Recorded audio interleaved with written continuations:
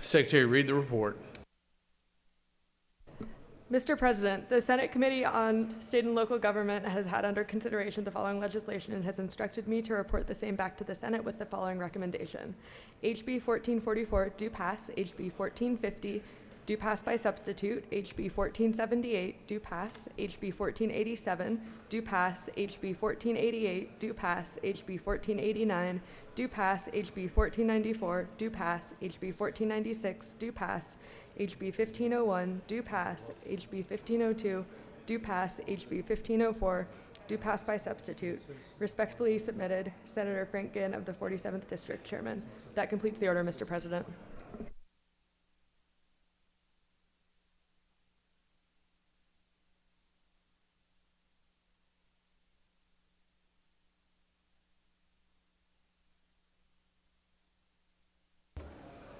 Recognize Chairman, Senator from the 19th.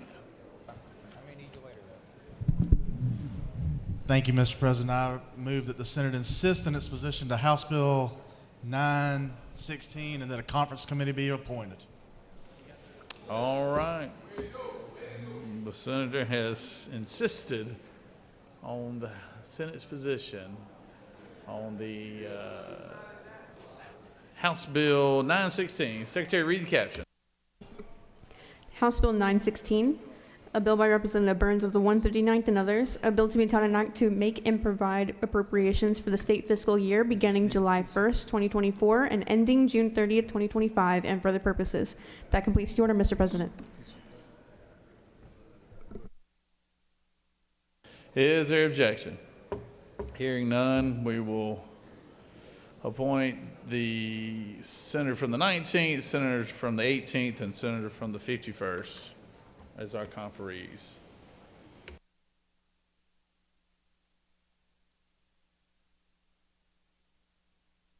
Senator from the 53rd, for what purpose do you rise? Parliamentary inquiry, Mr. President. State your inquiry. Did you happen to say the senator from the 53rd on that conference committee? You know, you were mistaken, Senator. But I'm gonna put a strong consideration for the Senator from the 53rd next time around.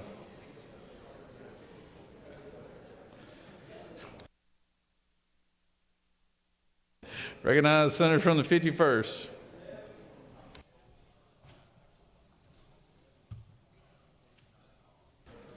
Recognize the Senator from the 20th, I'm sorry.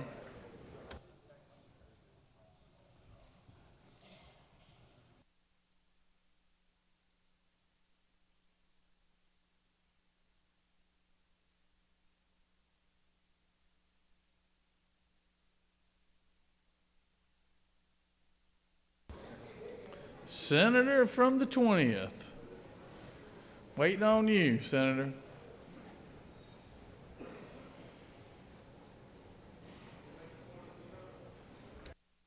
Nah, Senator, we'll make him wait.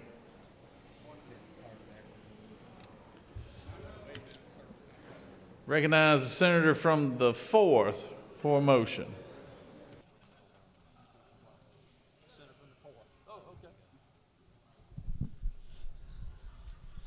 Mr. President, I move that the Senate agree to the House substitute of Senate Bill 384.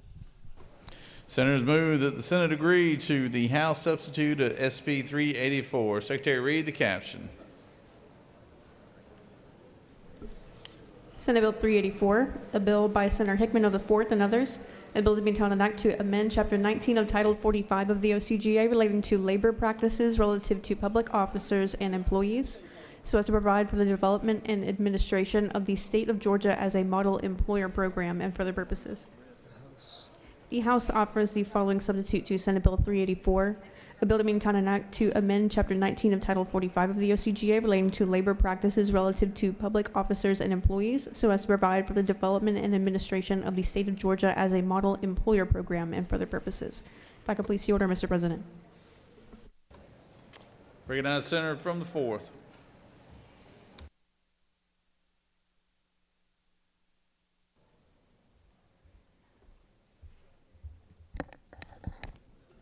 Mr. President, thank you. Senator, as you recall, this Bill 384 makes Georgia as a model employer to hire people with disabilities. And we've said many times in this well that we have approximately 150,000 people in Georgia with a mental or physical disability that actually is able to work. And there's only about 30,000 of them that are employed. So that's what this bill was about. I have now compared our bill with the House bill, and we agree with their substitute, Mr. President, so I yield the will. Thank you. Is there any other senator wish to speak for or against the measure?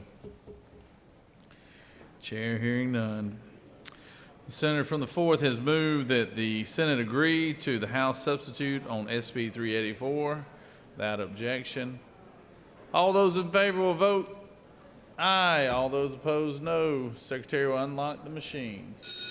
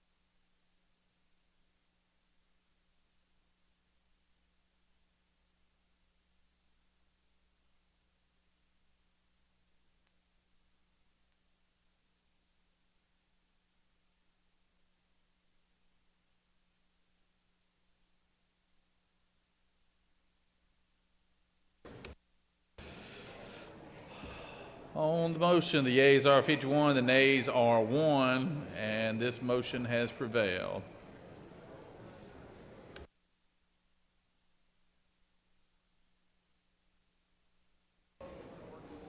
Senator from the 20th.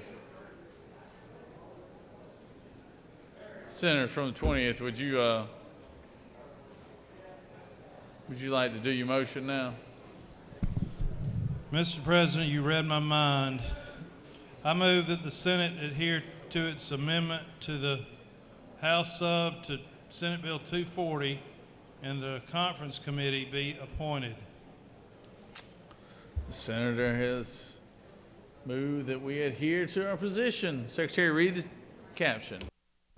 Senate Bill 240, a bill by Senator Walker of the 20th and others, a bill to be enacted an act to amend Title 47 of the OCGA relating to retirement and pensions, so as to revise the minimum and maximum allowable benefit multiplier for current and future retirees, to require certain Social Security coverage for all employees of a political subdivision who are members of the public school employees retirement system, and for other purposes.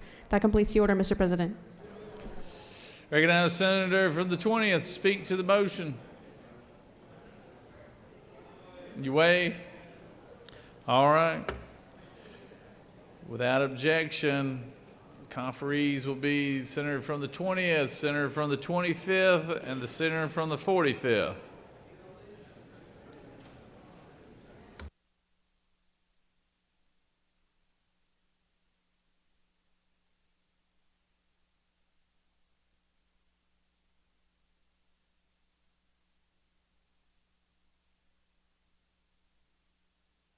Recognize the Senator from the 23rd for a motion.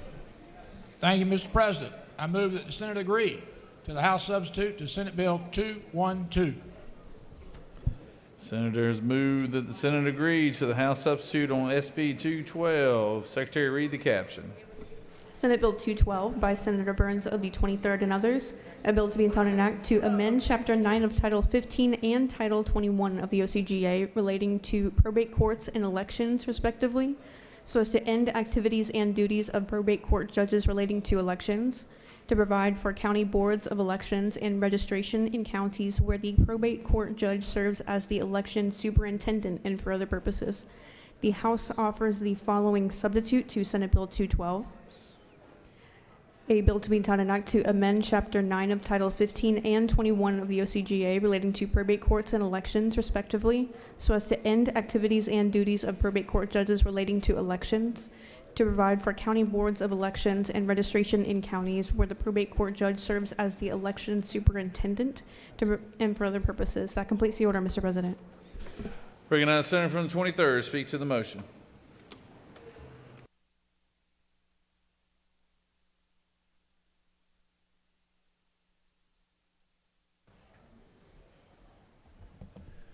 Thank you, Mr. President. Colleagues, I bring you Senate Bill 212. This is the probate judge bill where we're removing the responsibilities for elections from the probate judges and creating a local election board. We passed this in the Senate on February the 16th at a vote of 35 to 12.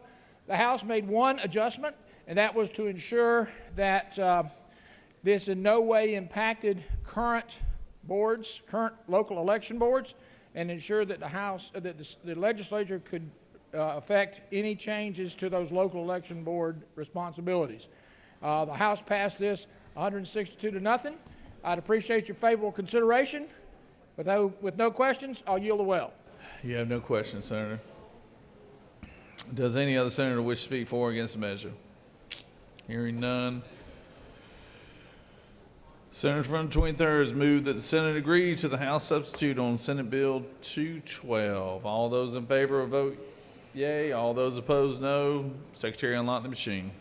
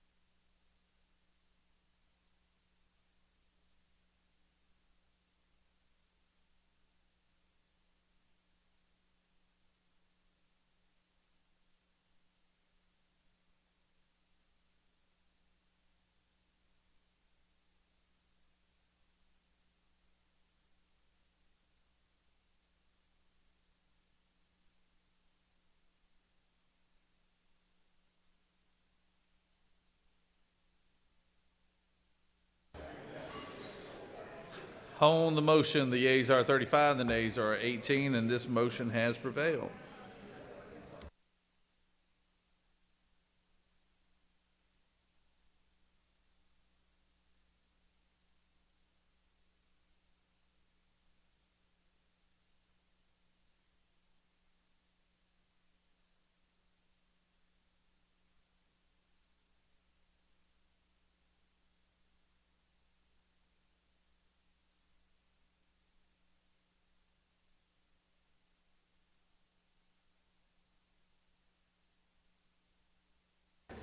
Recognize the senator from the 45th. Thank you, Mr. President. I move that the Senate agree to the House amendment to the Senate amendment to House substitute to SB 464. Secretary, read the caption. Senate Bill 464, a bill by Senator Dixon of the 45th and others, a bill to be entitled an act to amend Article 17 of Chapter 2 of Title 20 of the OCGA relating to teachers and other school personnel so as to establish the School Supplies for Teachers program, subject to appropriation by the General Assembly and the availability of other funds for such purpose and for other purposes. The Senate offers the following amendment to amend the House substitute to Senate Bill 464 by replacing lines 1 through the end with the following: to amend Title 20 of the OCGA relating to education so as to revise the Georgia Early Literacy Act to provide for 5 members of the Georgia Council on Literacy to be designated as voting members and for other purposes.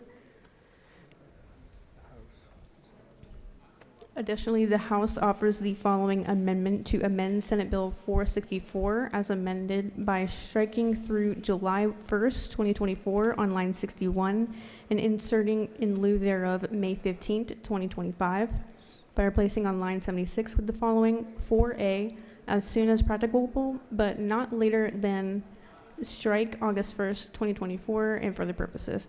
That completes the order, Mr. President. Recognize the senator from the 45th speaks to the motion.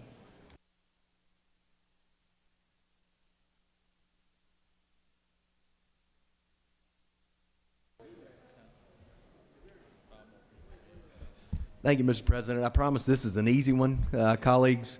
Senate Bill 464, it had the teacher stipend for classroom materials. We added the language from Senator from the 4th dealing with our literacy screeners, creating 5 literacy screeners throughout the state through the Deal Center. The change coming from the House is just dealing with the date, the I can't talk anymore. I think I've ran out of words for the day. But for when the date would start, we backed it up 10 months to give them time to implement. With that, I'll yield the well, Mr. President. Senators yielded. Any other senator wish to speak for or against the measure? You know, Senator, we don't ever see you, and then all of a sudden you pop up, you'll have 15 bills on in one day, and they're all complicated. But we appreciate you, Senator.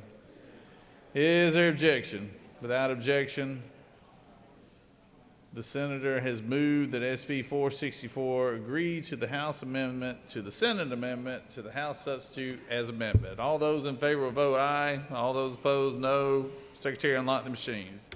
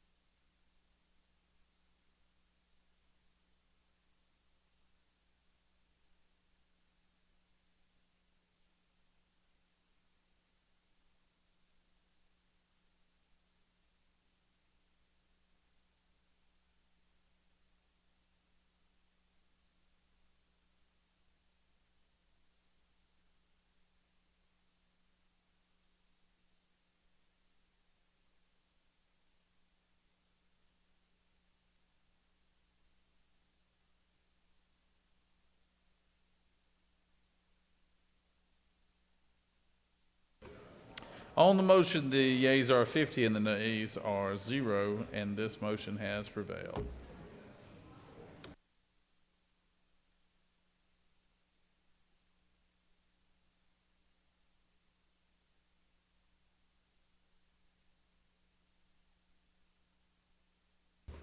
Senator from the 51st, for what purpose do you rise? Disregard. Secretary, please read House Bill 8. Oh, I'm sorry. Recognize the senator from 56. Sorry about that, Senator. Mr. President, I ask unanimous consent that House Bill 808 be hoisted from the table. Secretary, read the caption.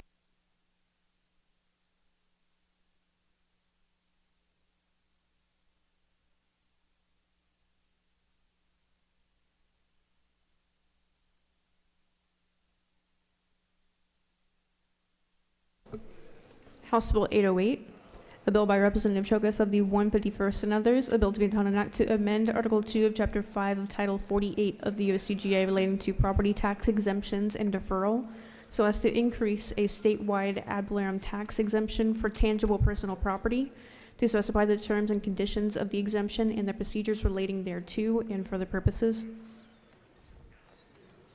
The Senate Committee on Finance recommends that this bill do pass. Respectfully submitted, Senator Huff Settler of the 52nd District Chairman. Additionally, there is a fiscal note attached. That completes the order, Mr. President. Recognize Senator from the 56th to speak to the motion.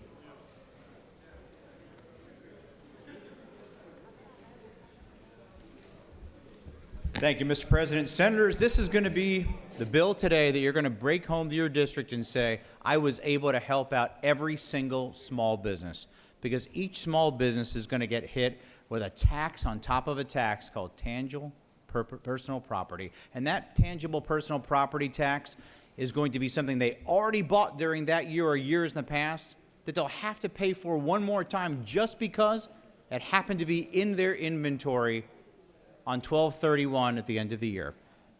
It simply raises the rate of inflation from $7,500 to $20,000.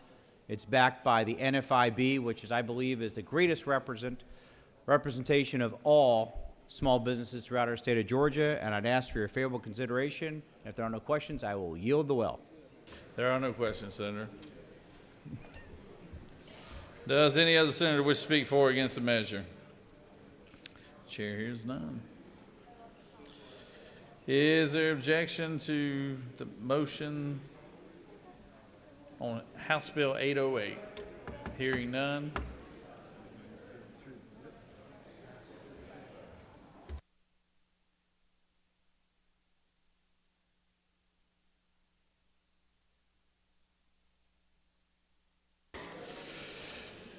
Is there objection to the previous question being ordered? Chair hears none, and the previous question is ordered.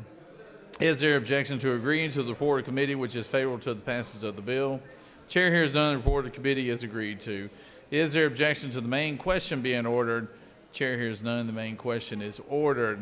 Questions on the passage of the bill? All those in favor vote yea, all those opposed nay. Secretary, unlock the machine.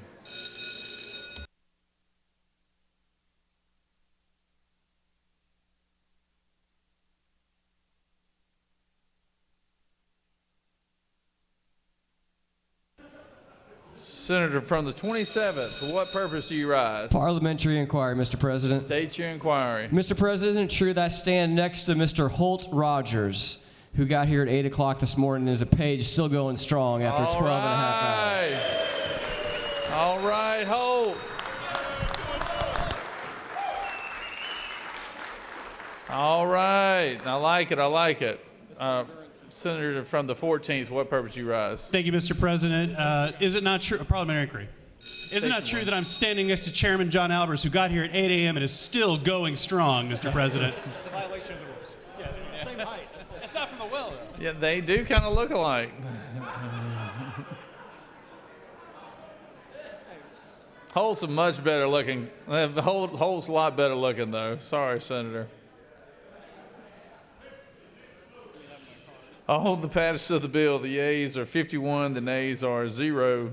This bill, having received requisite constitutional majority, is therefore passed. Is Holt from Forsyth County, Senator? Marietta. All right. I knew he worked harder than all Forsyth County folks I knew then. So.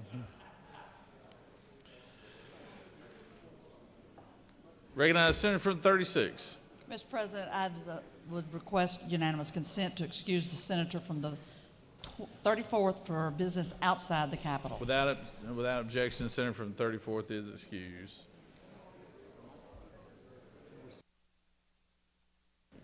Recognize senator from the 42nd. Thank you, Mr. President. I move that HB 158 be lifted from the table. Secretary, read the caption. House Bill 158, a bill by Representative Mitchell of the 88th and others, a bill to be entitled not to amend Article 1 of Chapter 6 of Title 15 of the OCGA relating to general provisions regarding superior courts, so as to change the name of the Stone Mountain Judicial Circuit to the DeKalb Judicial Circuit and for other purposes. The Senate Committee on Judiciary recommends that this bill do pass. Respectfully submitted, Senator Strickland of the 17th District Chairman. That completes the order, Mr. President. Is there objection from removing House Bill 158 from the table? Hearing none, I recognize the senator from the 42nd. Speak to the bill.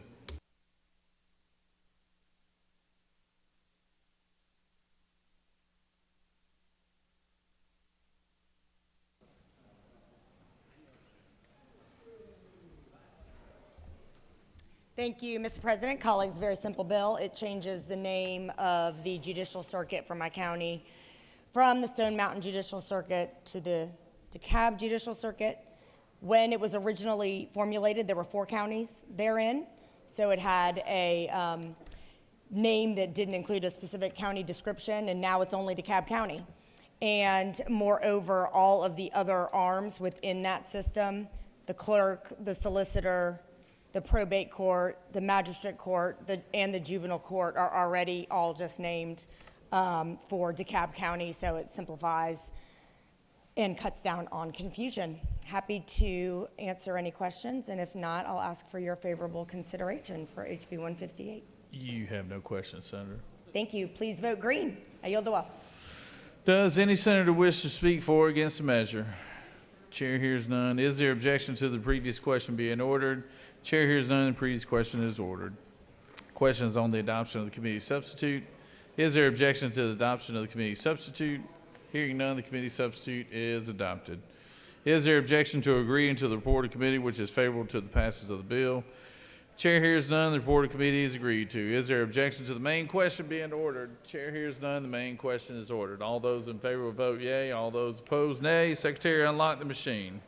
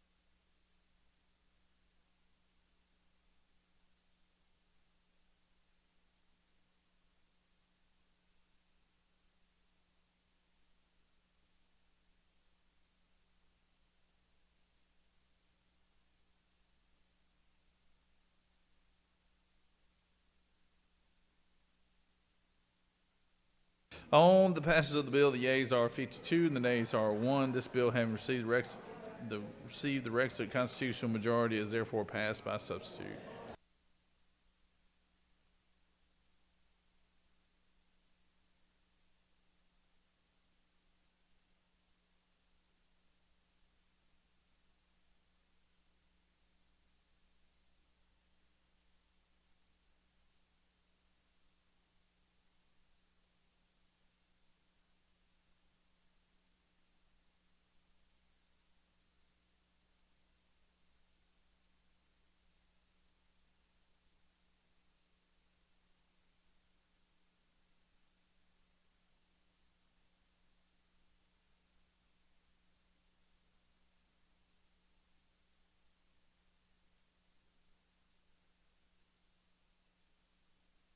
Senator from 42nd, could you just come up here real quick?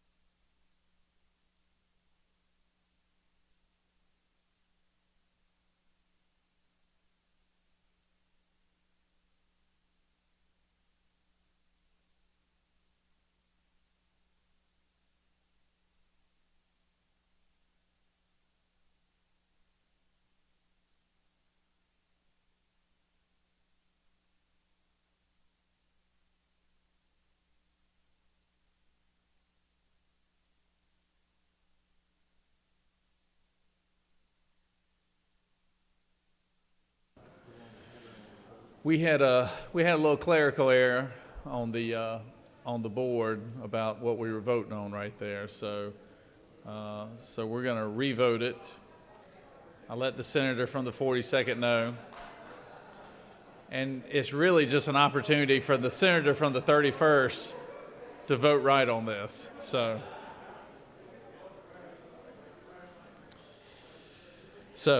is there objection to agreeing to the report of committee which is favorable to the passage of the bill? Chair hears none. The report of committee is agreed to. Is there objection to the main question being ordered? Chair hears none. The main question is ordered. Questions on the passage of the bill. All those in favor vote yea. Opposed, nay. Secretary, unlock the machine.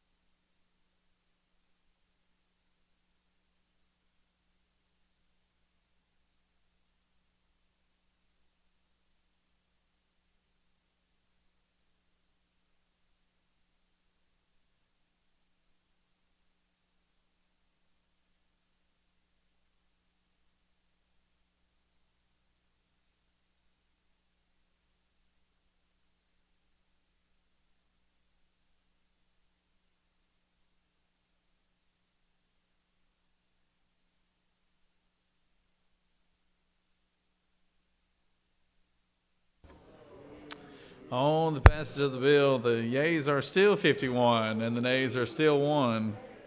This bill, having received the requisite constitutional majority, is therefore passed.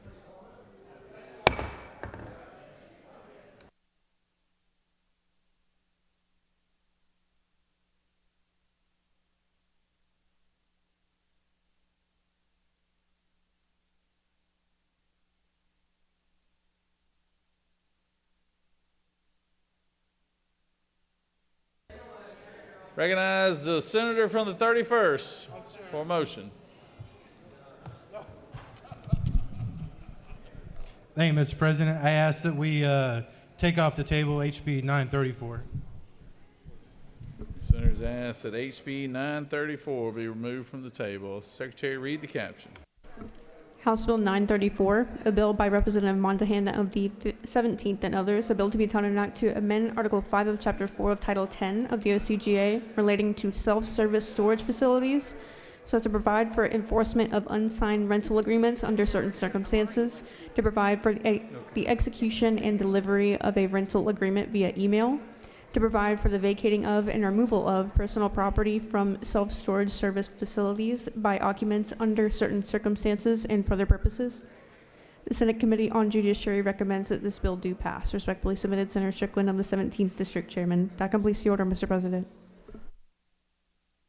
Is there objection? Hearing none, I recognize the senator from the 31st to speak to the measure.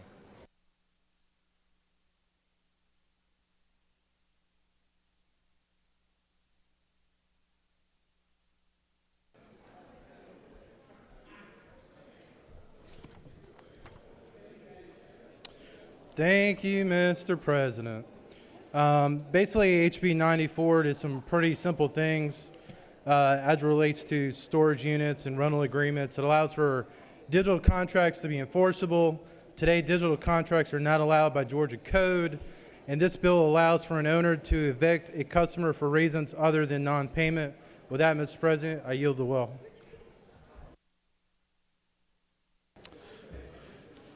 Senator from the 14th, speak to the measure.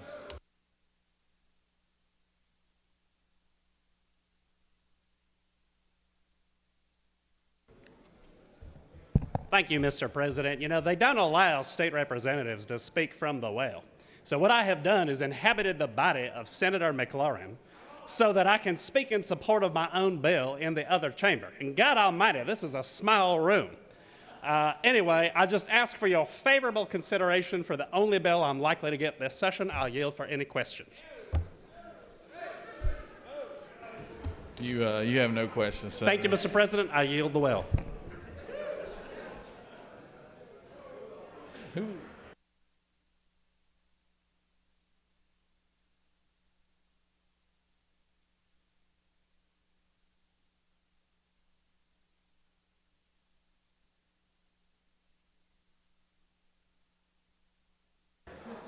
Does any other senator wish to speak for or against the measure? Hearing none. Is there objection to the previous question being ordered? Chair hears none. The previous question is ordered. Is there objection to agreeing to the report of committee which is favorable to the passage of the bill? Chair hears none. The report of committee is agreed to. Is there objection to the main question being ordered? Chair hears none. The main question is ordered. Questions on the passage of the bill. All those in favor vote yea. All opposed nays. Secretary, unlock the machine.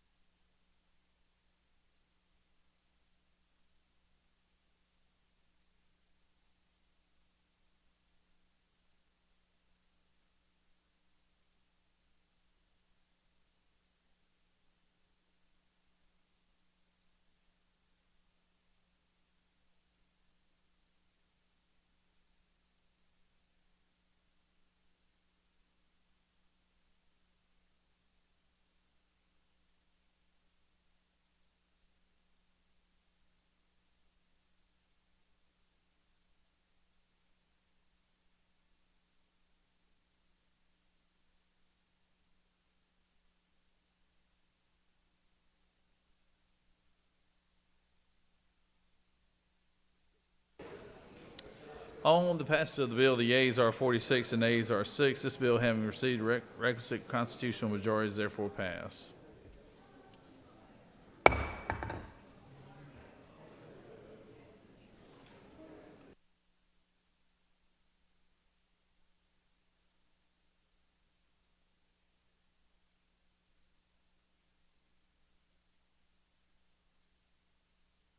Recognize the senator from the 11th. Thank you, Mr. President. I asked that HB 1172 be removed from the table. Senators requested that House Bill 1172 be taken off the table. Secretary, read the caption.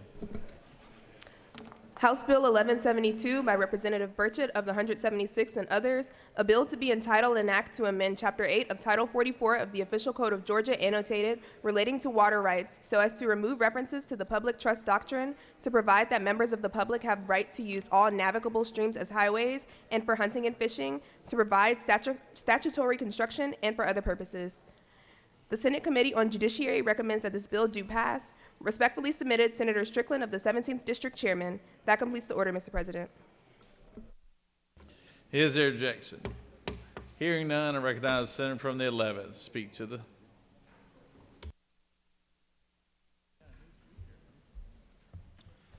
Thank you, Mr. President. Members of the Senate, I do bring before you HB 1172. As many of you remember, in the late hours of sine die last year, we passed Senate Bill 115. That bill was not in committee. There were no hearings. There were no testimony. It just passed here in the late hours. And Senate Bill 115 dealt with the public trust doctrine. And that applied to our non-tidal navigable streams in Georgia. And that's the way our law has been for the history of our state. The public trust doctrine did not apply to our navigable streams, only to our public ocean waterways. So prior to that, that was the law, and so in came 115 that applied it to our navigable waters. And so basically what we're doing in HB 1172 is we're removing the public trust doctrine as it applied to our non-tidal navigable streams, while also recognizing long-held rights to hunt and fish and passage of our navigable waterways. Since 115 passed, there's been a lot of confusion among our agricultural industries. There's been confusion among environmental groups and hunters and fishers about this issue and what 115 did. And so we're trying to thread a needle here to continue to allow for passage, to continue to allow for hunting and fishing. And that's basically what the bill does. You'll see there's some letters on your desk with support from the Metro Chamber, from Georgia Association of Manufacturing, and then the coalition of ag groups that support this bill. Mr. President, that's what the bill does, and I'll be glad to take any questions. You do have a couple questions, Senator. Recognize the senator from the 32nd. Senator, would you yield? Yes, ma'am. Thank you. I'm just a little confused about this bill because I think there have been a couple different versions, but if someone is canoeing on a river, would they be able to stand in the water? If their feet are on the bottom, would they be breaking this law? So it allows for passage, which, you know, if they fall out of their boat, they're going to be standing on the bottom, and they have the right to get back in their boat and move on down the river. Okay, could I follow up on that? Yes, ma'am. Would you yield? So when you're putting your boat in the water, sometimes you're standing in the water. Would that be a problem with this bill? It would not be a problem in this bill. We had those same rights prior to 115, and that will not change going forward. Thank you. Recognize the senator from the, he waived. You have no further questions, Senator. Thank you, Mr. President, and I greatly appreciate your support. We have a late arriving amendment here. Secretary, read the caption. Senator Parent and the 42nd and others offer the following amendment to amend House Bill 1172 as follows, replacing the phrase "by the common law" on line 17 with the phrase "under the public trust doctrine." That completes the order, Mr. President. Recognize the senator from the 42nd. Speak to the amendment.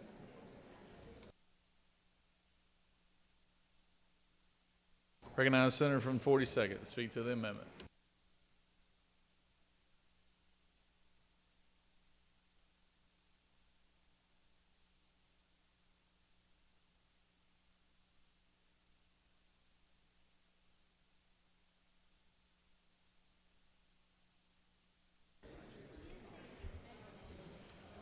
Thank you, Mr. President. I think that the General Assembly is again rushing into passing legislation on this topic that will prove detrimental, and I think that we should take a minute and fully consider this legislation. In fact, the Senate had a superior version that passed earlier this session, but for some reason, we are rushing to pass the House version on a complex issue that impacts every Georgian that enjoys utilizing Georgia's streams and navigable waters. So, under Georgia law, any landowner with property next to a navigable river who can trace their title to a grant from the state prior to 1863 owns the bed of the river to the middle of the river, or the entire bed if they own property on both sides. But the issue is that almost our entire state was distributed to private ownership via grants from before 1863. So almost all, if not all, riverfront properties, owners of riverfront properties in Georgia can trace their title to a pre-1863 grant and therefore actually own the bed of the adjacent river to the middle, which then makes 1172 concerning because it pretty severely restricts how the public can use all of those navigable rivers that have privately owned beds. Again, almost every river, if not all, has a privately owned bed. The bill expressly limits the public's use of those rivers to just three things: fishing, hunting, and passage, which means very common activities such as swimming, wading, conducting research on aquatic species, looking at water quality, standing on the bottom of the river while putting in an angler line, all may not be allowed under this. At the very least, it creates a significant amount of ambiguity as to whether they still would be allowed.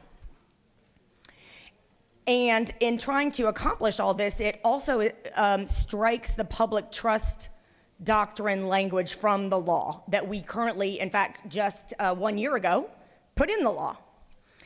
And that public trust doctrine is the most widely recognized legal tool used across the United States to protect the public's use of navigable streams. So since this bill actually strikes that language entirely, it is much more unclear whether anglers, hunters, and paddlers can touch privately owned stream beds.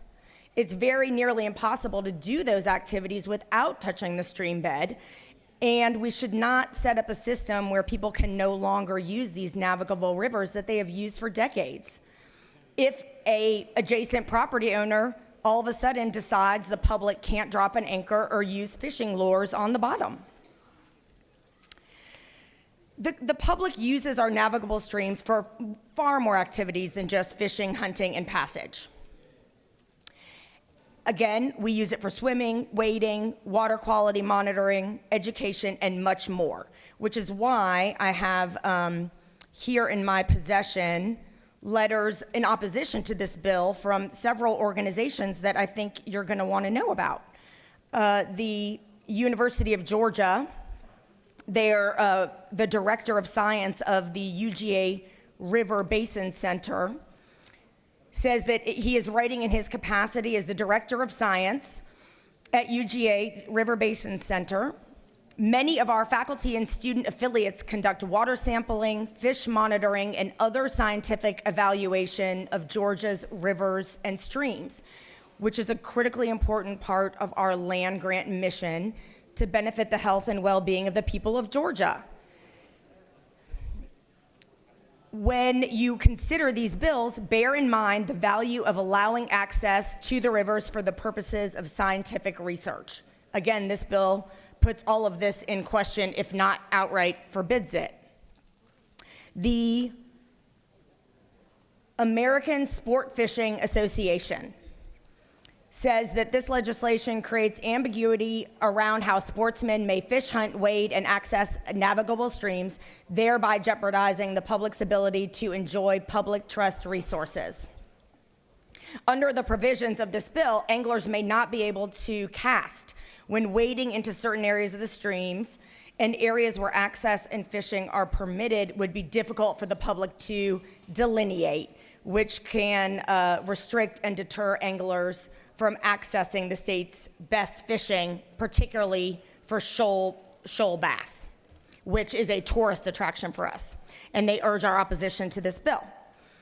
The Georgia Wildlife Federation says that they also oppose the bill, and that the public trust doctrine is critically important to uphold in this piece of legislation, because all it does is say that the state of Georgia holds in the public's trust our rights to hunt, fish, and pass along the streams. That has always been the case. And in contrast, this bill clearly restricts the hunters, anglers, and the rest of Georgians from use of the public's right. Lastly, the Congressional Sportsmen's Foundation also has written us in opposition to this bill. So I think you can see from the University of Georgia to the American Sport Fishing Association and the Georgia Wildlife Federation that there are a lot of concerns about this piece of legislation in its potential, if not definite, restriction of public activities, outdoorsmen's activities that people have enjoyed for generations. And so therefore, I think we should move very cautiously and at a minimum pass the Senate's original version.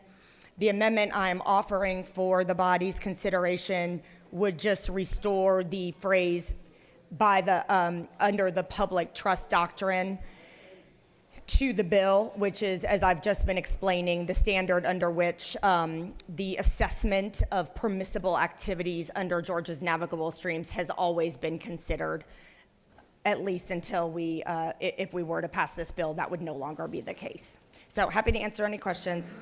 You do have a few questions, Senator. Recognize the Senator from the 18th. Thank you, Mr. President. Good evening. Does the Senator yield? Certainly. Senator, I want to make sure we're clear on a couple of things. First of all, would you agree with me that, in fact, we did not have a public trust doctrine for non-tidal navigable streams before Bill 115 that was passed on this floor the last day of 2023? I think you're right. And so it operated under the common law, which was always the standard. Then we put it in the law, and now we would be taking it out. Right. So I think that sends a certain signal that we would then be removing it. Sure, we are. And you would, I think, also agree that what you're trying to do is reinsert the public trust doctrine that this bill seeks to take out. Absolutely. So in colloquial terms, you are absolutely trying to gut this bill. Well, with your amendment, I should say. Well, no, I think there's a compromise position, which is the one that our body wisely came up with in the first instance. Senator, I don't see how you see this as a compromise when you are reinserting the public trust doctrine when the purpose of this bill is to remove the public trust doctrine that was introduced in Senate Bill 115 last year. So that's not what I just said. I said we passed a bill. Okay. You finish and then tell me when I can talk. Go ahead. No, I don't want to interrupt you. I said we had passed a separate bill that was a much better bill. That was a compromise. That removed the public trust doctrine. I don't have it in front of me, and all I know is it was a clearer, by all the individuals, and there are many, concerned about this bill. It was a much more acceptable recitation of language as to how these issues could be addressed. Does the Senator yield? Sure, of course. Let me represent to you, because I helped the Senator who was the author of that bill, that it absolutely removed the public trust doctrine. And so your amendment seeks to gut either the bill that is before us or the one that you're saying you like, which was the Senate version of that bill. But I think we're clear on that. So let me ask you this. You would agree with me that the public trust doctrine was just formed or recognized in 2023 in Georgia? Not exactly. We were operating under the idea that was force of law. It was just not in statute. It was not in the statute. It also was not codified, nor was it in case law recognized, correct? All I know is it was under the common law as it relates to the land grants pre-1863. Senator, are you aware, one of your criticisms of this bill is that we have rushed it, it's not been given the time it needs to be fully vetted. But I don't believe I said that, but okay. Well, let me ask you, Senator, that was what I gathered, and I'm not trying to quote you, but you said we're trying to do this here at the last minute. Let me ask this question. Are you aware that the House had a study committee in which they toured various parts of the state to study this very issue? I am. And that is the removal of the public trust doctrine and analysis of SB 115 that we dealt with about midnight sine die last year? I am aware of the study committee. Okay. And you also would, I think, agree with me, would you not, Senator, that the public trust doctrine is a significant departure from what our law has been, at least on the books or case law, for about 200 years? What I'm concerned about is the concerns that the fishermen, the sportsmen, the kids swimming, the academic researchers, and all others that enjoy Georgia's rivers and navigable streams have brought to our attention about this bill. That's what I'm concerned about, Senator. Senator, I appreciate the question. My question was not what you're concerned about, was simply, would you agree, in fact, that the public trust doctrine, as you're defining it, is a significant departure from the law that we've had in Georgia for 200 years? I don't agree with that. I don't think that's correct. Okay. And again,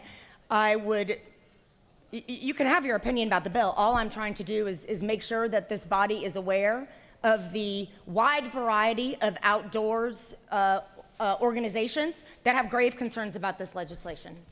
Senator, are you aware that the Metro Area Chamber and multiple agribusinesses and agricultural-based businesses and individuals across the state have all set forth that they support this bill 1172 without any amendments? I'm quite concerned about their perspective on this. They have obviously a private property right analysis of this, and it's certainly not that I think that should not be considered. However, I don't think that the agribusiness interests in the stream bed should override that of free access to the rivers of Georgia on behalf of Georgia's citizens for outdoor recreation. So I know that the agribusiness is worried. I'm worried about the people of Georgia and their recreational ability for our most precious natural resources. And Senator, that would, of course, be in derogation of people's individual property rights that own property, correct? So basically, you wouldn't be able to stand in the bottom of the stream. You wouldn't be able to, if you want private property owners to be able to say, no, you can't come down my river. No, you can't have your children swim here. No, you can't collect the water sample for scientific research. Get your kids out of the water. Why are you fishing for bass shoal here? Then sure, go ahead and vote for the bill. I'm standing up for the people of Georgia and their rights to recreate in the outdoors, which is something that we should all be supporting. Senator, I appreciate that speech, and that's an interesting interpretation of what your efforts are. Let me ask you one last question. So Sure. there are letters on our desk from the Metro Atlanta Chamber as well as others that ask for this bill, HB 1172, to be passed without amendment. My question is, you referenced in your early comments you had letters. I don't see any of those letters on my desk. Have you provided those to anyone in the chamber? I received the, yes, I have actually. I provided them to the bill's presenter, and I'm happy to give you a copy of them. I would have had them on everybody's desk, but they were not in my possession until after the start of the day today. But I'm standing with the Georgia Wildlife Federation on this one, Mr. President Pro Tem. Okay. I would appreciate seeing those. Thank you. No further questions. I'd be happy to give them to you. Thank you. Senator, you do have a couple more questions. You do have a couple more questions. Recognize the senator from the 36. Does the senator yield? I certainly do. You know, we have across the state, isn't it true, a very robust riverkeeper system, thankfully, that started really with our beloved Chattahoochee here, right here in the Atlanta area. But that network, isn't it true, of riverkeepers extends now all over the state, and much good has been accomplished, isn't it true, from their efforts. Yes, it is true. The very concerning thing when I think about some of the many functions that our riverkeepers play is that they test the quality of the water. We had an episode here in the very recent past with the Chattahoochee, where there was a discharge that then posed a health threat of the quality of the water right here up here in town, y'all. Over there, the beautiful Chattahoochee River that we all love and sing about and recreate on and celebrate as a jewel of Georgia. But it was the river keepers that were able to go and do the testing to determine, and then as well as members of our state Environmental Protection Division, to test those waters. Yes. And so this is not a random thing that happens once, in a millennium. This is a thing that we could name hot spots all over the state, isn't it true? Where rivers have been compromised, have been, you couldn't even swim in them. You couldn't eat fish out of them. Isn't that the case? That's right. Our Riverkeeper network has been working vigorously, fueled overwhelmingly by nonprofit contributions, okay? To assure to clean up rivers, to monitor discharge. Could they do that freely and with the frequency needed? If this bill were to pass, they would be barred. Is it not true? They could start receiving tickets. From running a test on water. They could receive tickets.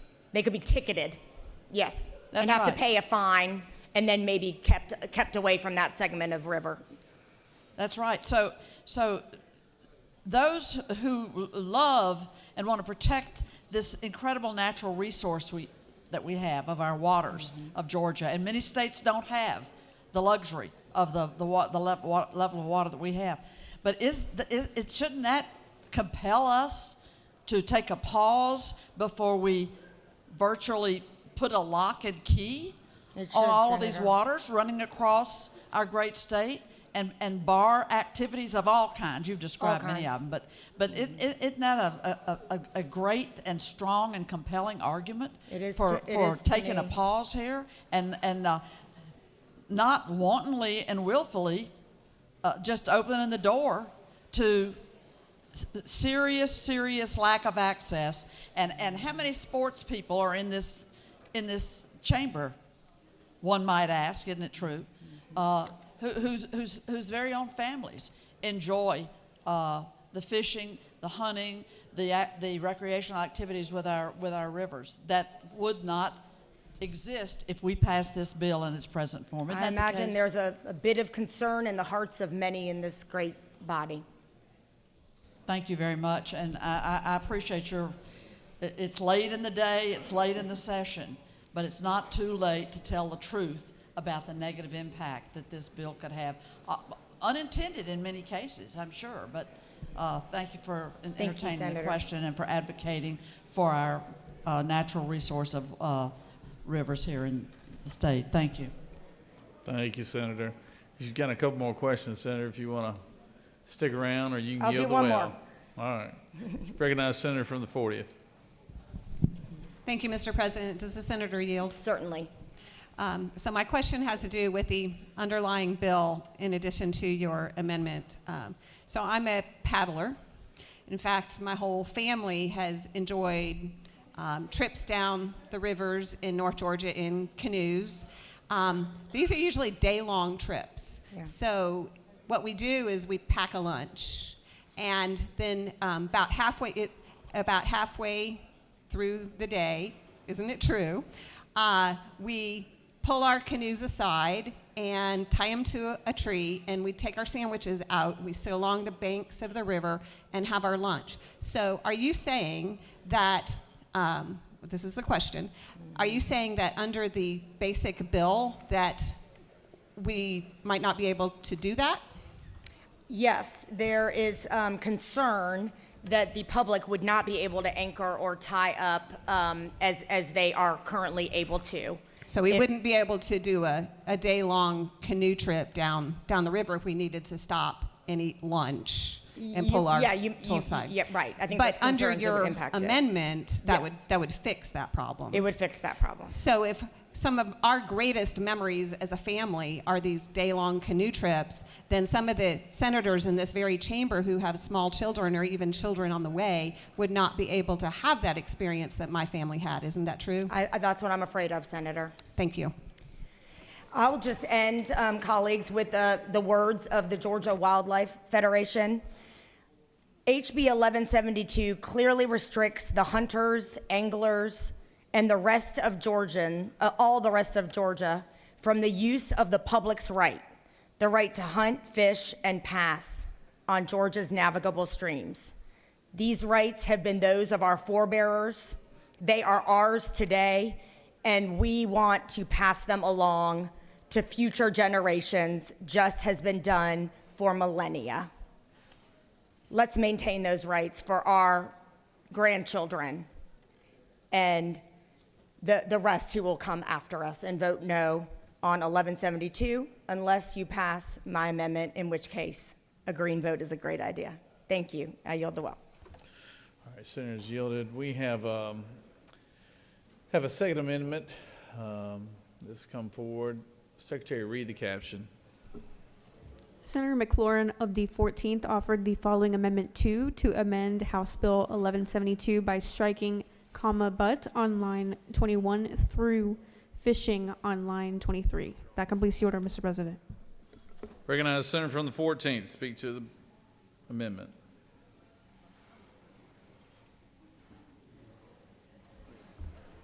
Thank you, Mr. President. Very quickly, because the hour is late and the mood is sluggish, this amendment is an alternative to the First Amendment that does not codify the public trust doctrine. So you just heard a back and forth about the public trust doctrine and how the point of the bill is to take that out.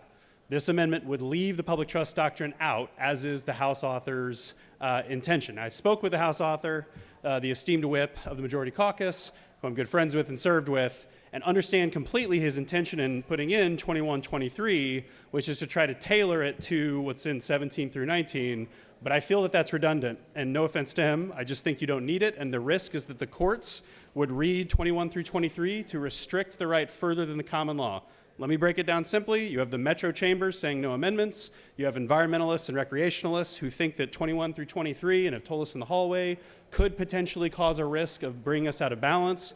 This amendment is just a way to honor both the spirit of 115 and preserving access to navigable waterways, while also preserving the Metro Chamber's intention not to codify the public trust doctrine. So in terms of the compromise that the Pro Tem mentioned, I'm introducing Amendment 2 precisely because I want to strike that type of compromise if you have any heartburn at all about restricting this access. And with that, Mr. President, I'll yield the well. Senator has yielded. Does any other senator wish to speak for or against the measure? Chair hears none. Is there objection to the previous question being ordered? Senator from the second, for what purpose do you rise? Parliamentary inquiry, Mr. President. State your inquiry. Mr. President, is it not true that it appears that this measure needs a study committee of some sort? Because we can't figure it out. I believe every senator is going to have to pick between a red and a green button at some point in time on this one. Senator, you'd like to close the debate? Senator from the 11th, let you close the debate.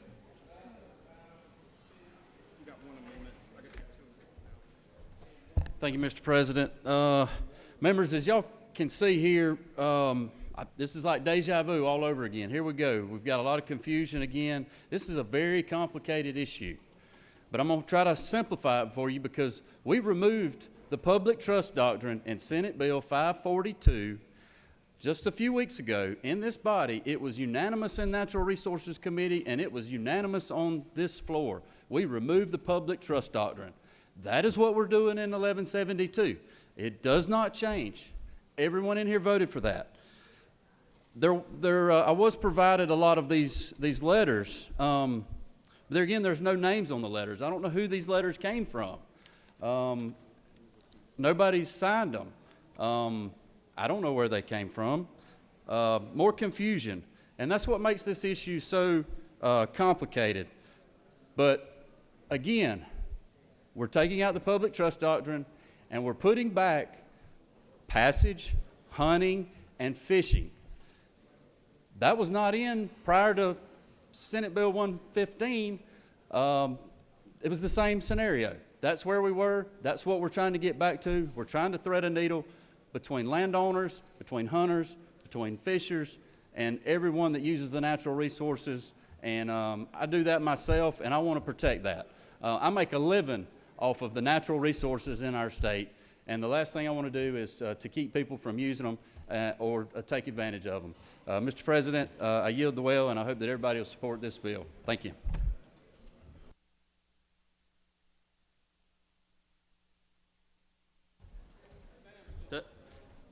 Obviously, I oppose all the amendments to HB 1172, and I hope that you will vote no on the amendments and support the bill. Thank you. All right. The senator has yielded the well.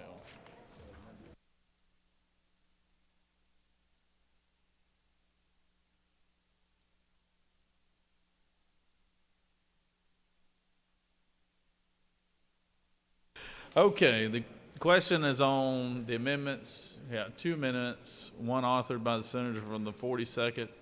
That's Amendment 1. Is there objection to the adoption of Amendment 1? There is objection. All those in favor of Amendment 1 vote yea. All opposed, nay. Secretary, unlock the machine.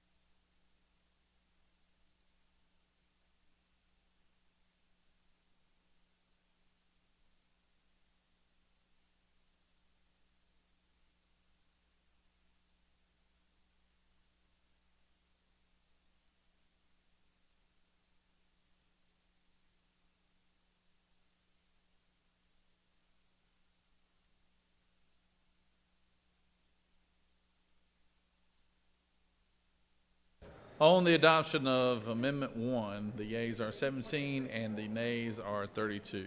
So Amendment 1 failed.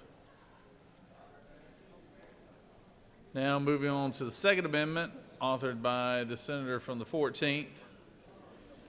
Is there objection to Amendment number 2? There is objection.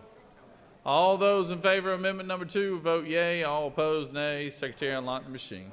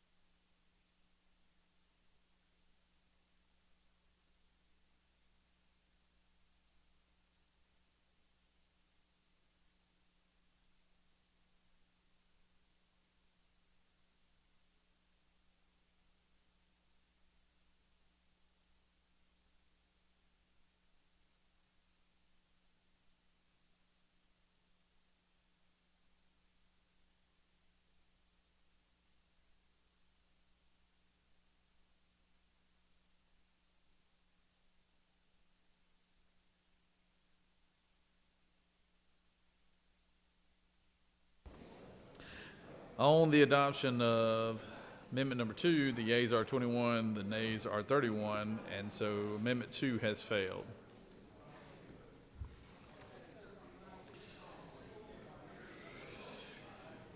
All right, on the underlying bill. Is there objection to agree into the report of committee which is favorable to the passage of the bill? Chair hears none. The report of the committee is agreed to. Is there objection to the main question being ordered? Chair hears none. The main question is ordered. The question is on the passage of the bill. All those in favor vote yea. Opposed, nay. Secretary, unlock the machine.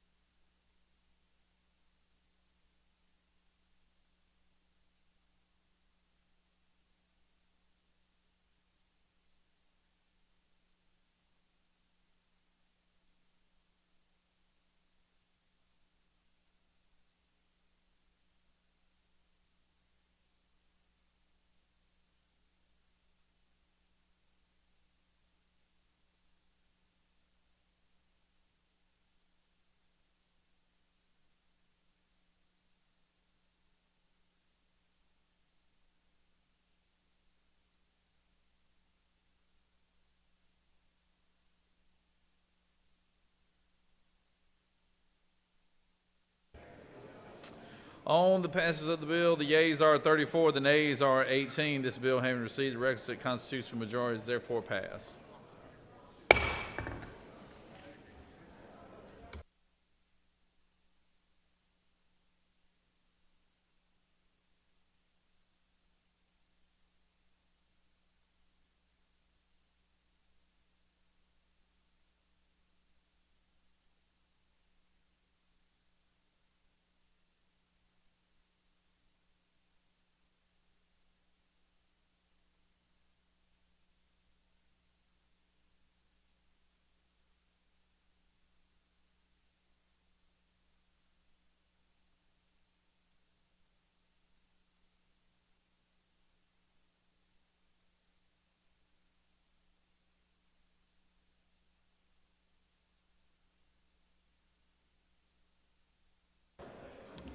Recognize the senator from the 23rd for a motion. Thank you, Mr. President. I move that House Bill 1207 be extricated from the table. The senators move that House Bill 1207 be taken from the table. Secretary, read the caption. House Bill 1207, a bill by Representative Fleming of the 114th and others, a bill to be entitled an act to amend Chapter 2 of Title 21 of the OCGA relating to elections and primaries generally, so as to provide for proofing of ballots by local superintendents in certain races, to provide candidates the opportunity to review and verify such candidates' identifying information, and for other purposes. The Senate Committee on Ethics recommends that this bill do pass by substitute. Respectfully submitted, Senator Burns of the 23rd District Chairman.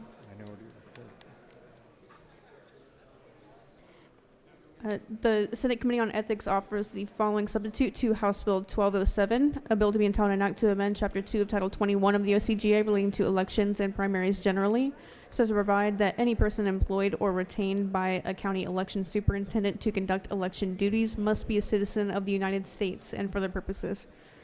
Additionally, a minority report has been filed. That completes the order, Mr. President. Is there objection? Hearing none, I recognize the senator from the 23rd to speak to the bill.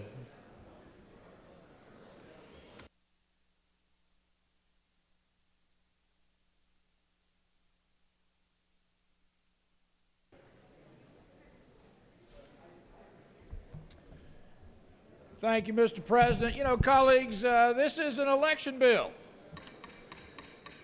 And I know sometimes they get a bit testy. But this election bill is about as non-controversial as they come. We fully vetted it in the Ethics Committee.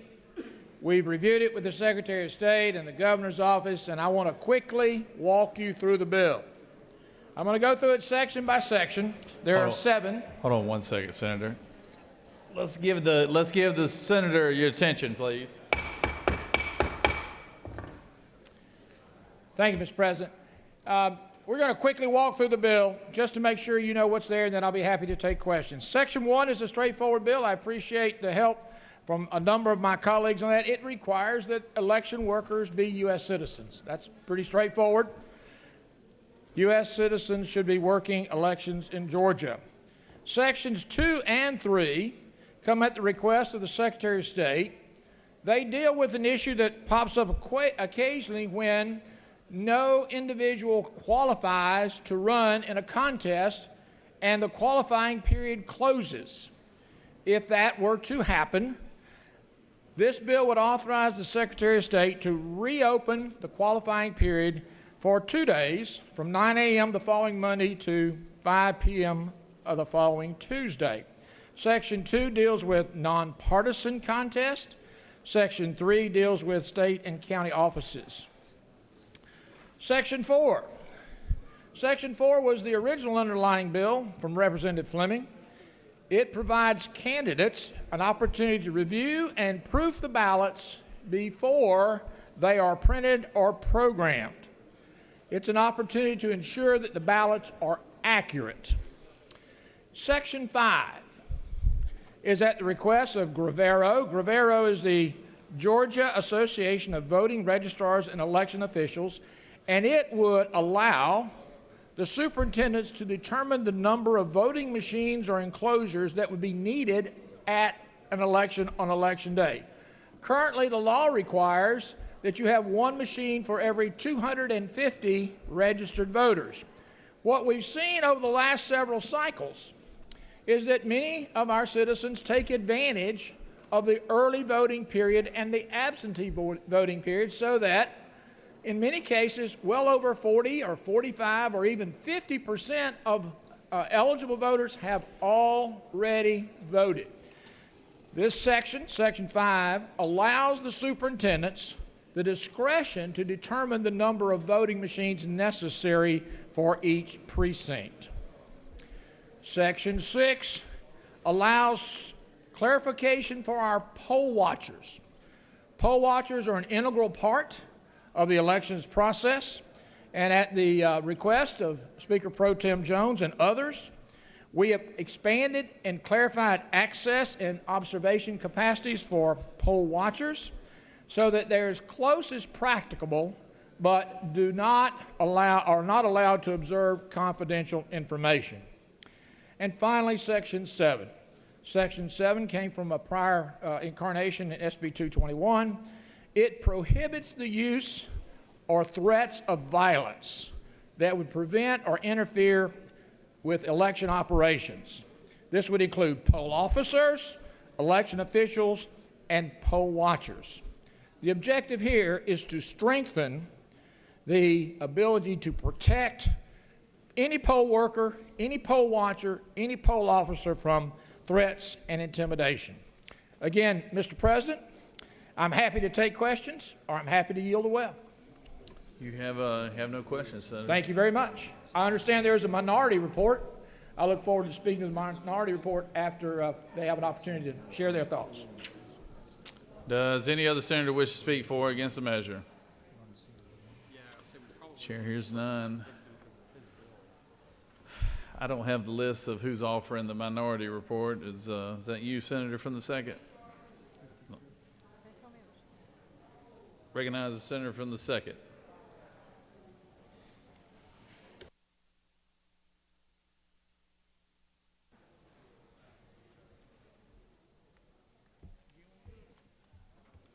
Thank you, Mr. President.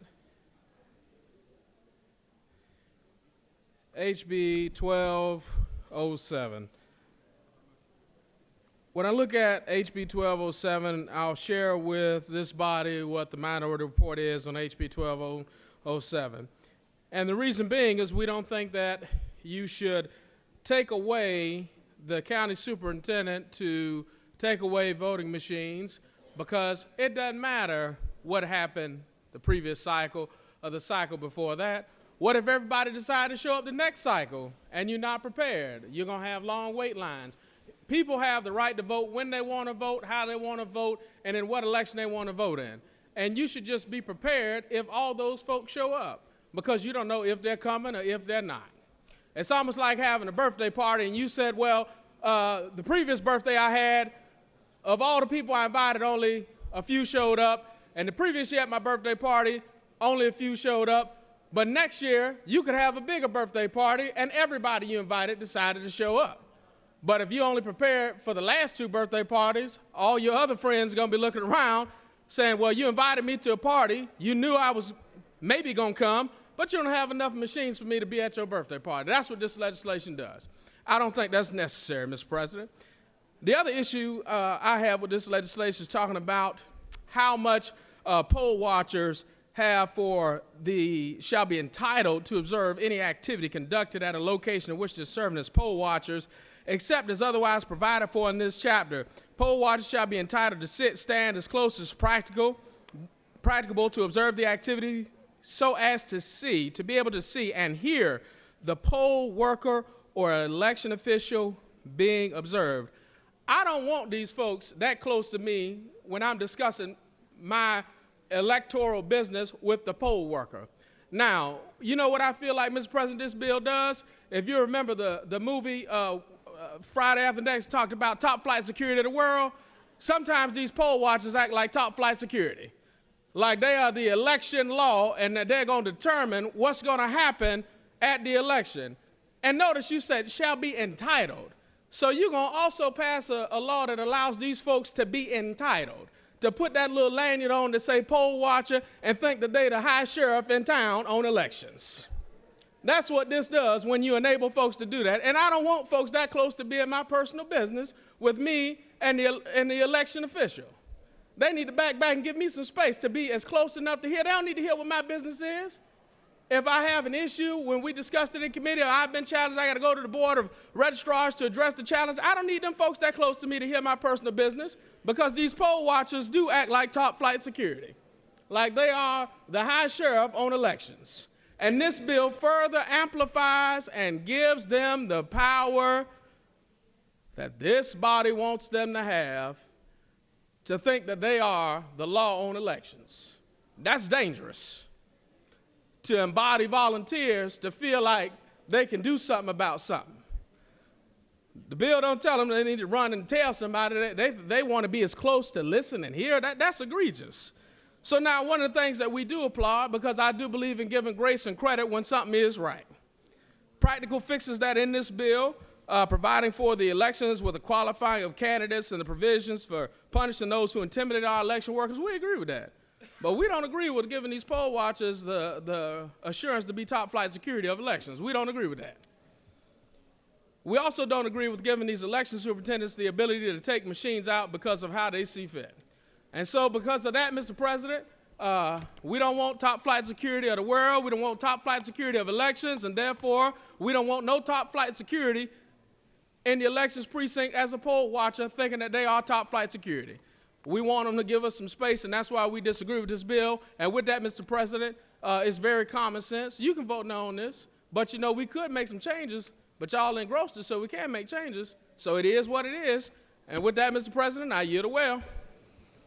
Senator has yielded. Senator from the 25th, you're welcome to speak to it if you'd like.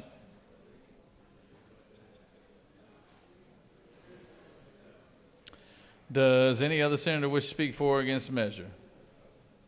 Chair hears none. Senator from the 23rd, would you like to close debate?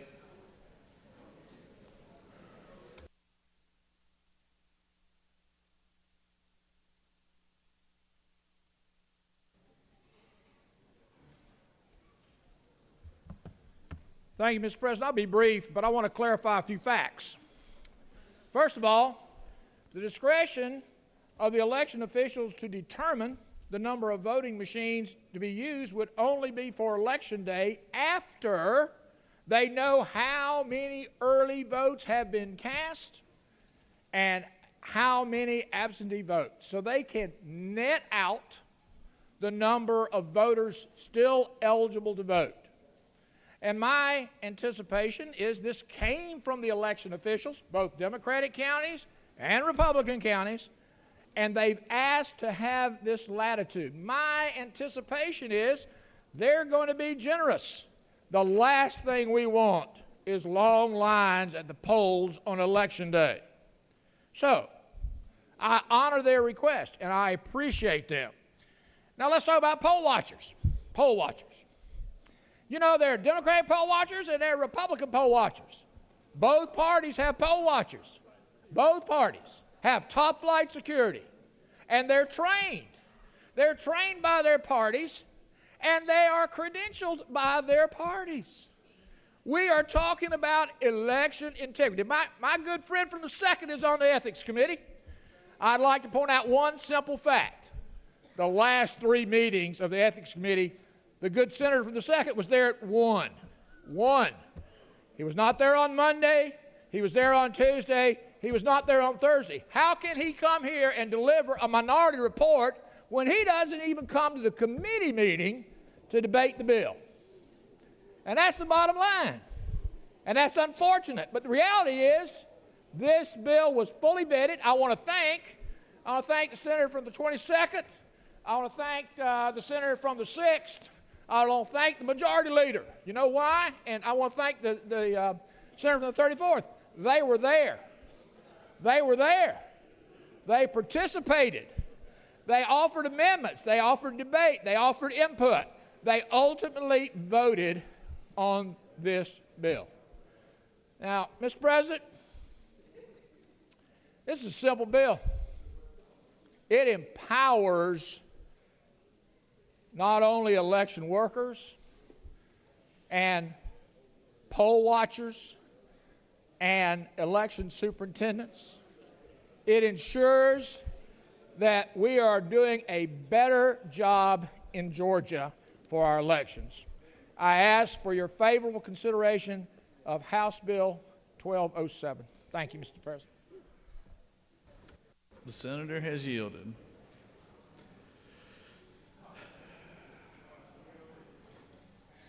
All right.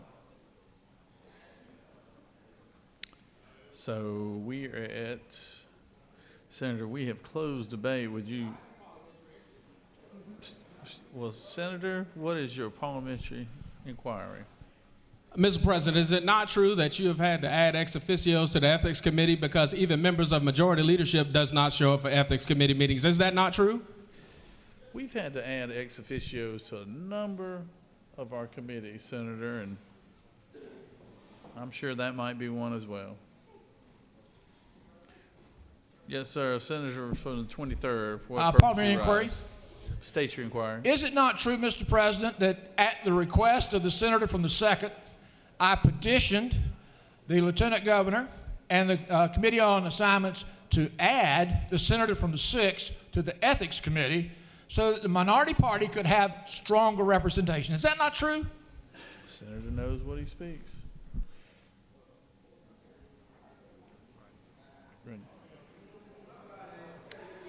All right. Do what?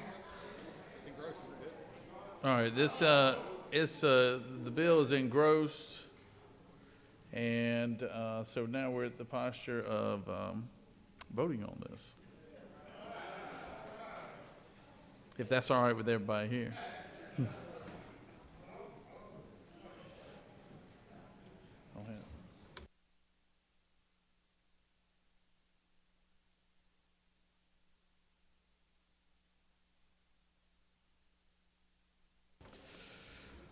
All right, the question is on the adoption of the committee by substitute. Is there objection to the adoption of the committee by substitute? Hearing none, the committee substitute is adopted. Is there objection to agreeing to the report of committee which is favorable to the passage of the bill? Chair hears none, the report of committee is agreed to. Is there objection to the main question being ordered? Chair hears none, the main question is ordered. Question is on the passage of the bill by substitute. All those in favor of the bill vote yea, opposed nay. Secretary will unlock the machine.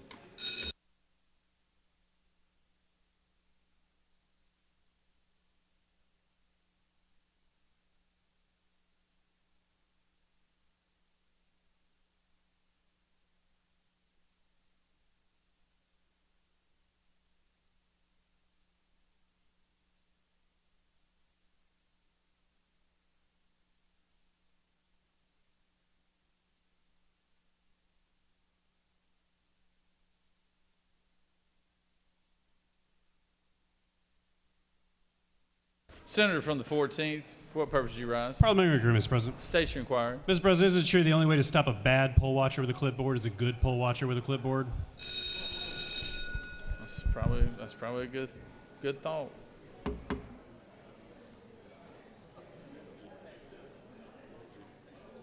Senator from the 51st, for what purpose do you rise?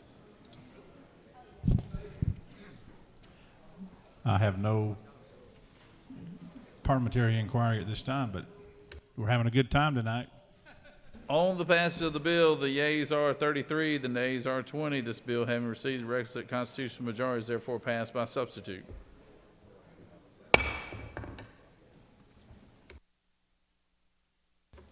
Recognize Senator from the 48th. Thank you, Mr. President. Ask unanimous consent to raise House Bill 959 from the table.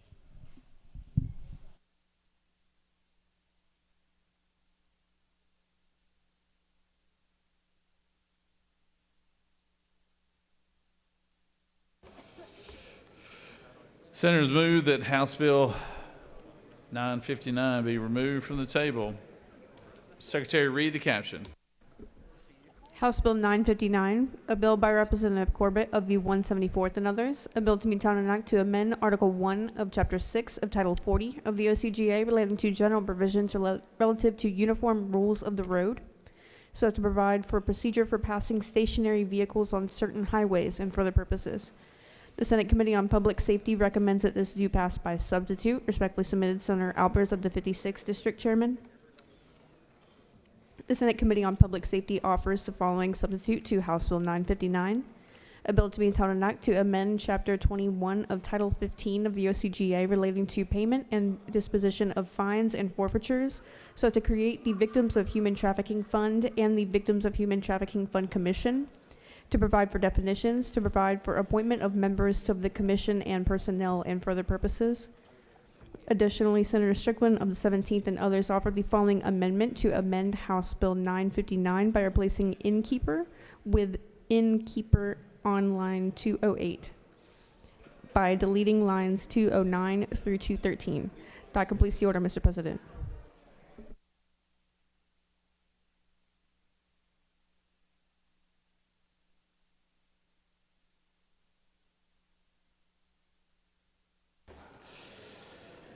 Is there objection?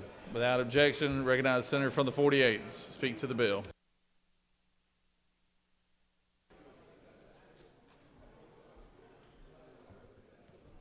Thank you, Mr. President.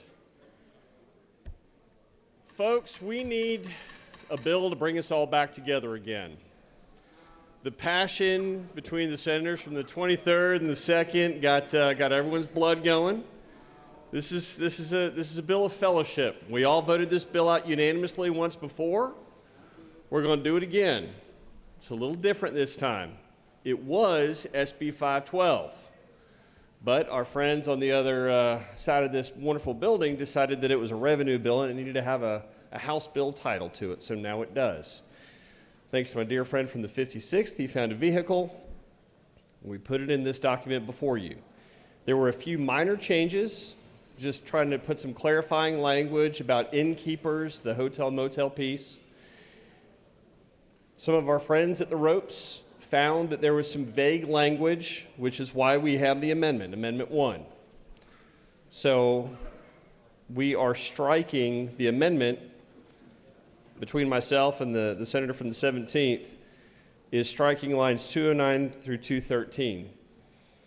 And if you're a grammar aficionado like the senator from the 14th, you will know that why are we replacing innkeeper with innkeeper? And that is because we are putting an end quotation at the end of the word when we strike it. So that's all we're doing is moving the little quotation at the end of trafficking on line 213 and moving it to the end of innkeeper at line 208.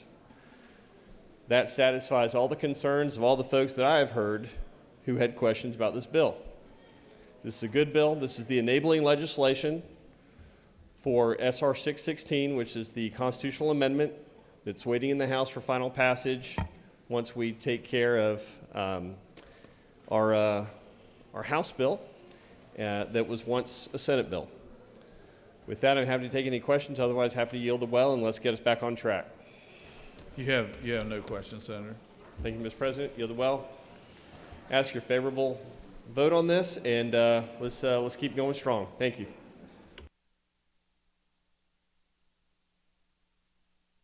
Senator from the 17th, you can speak to your amendment.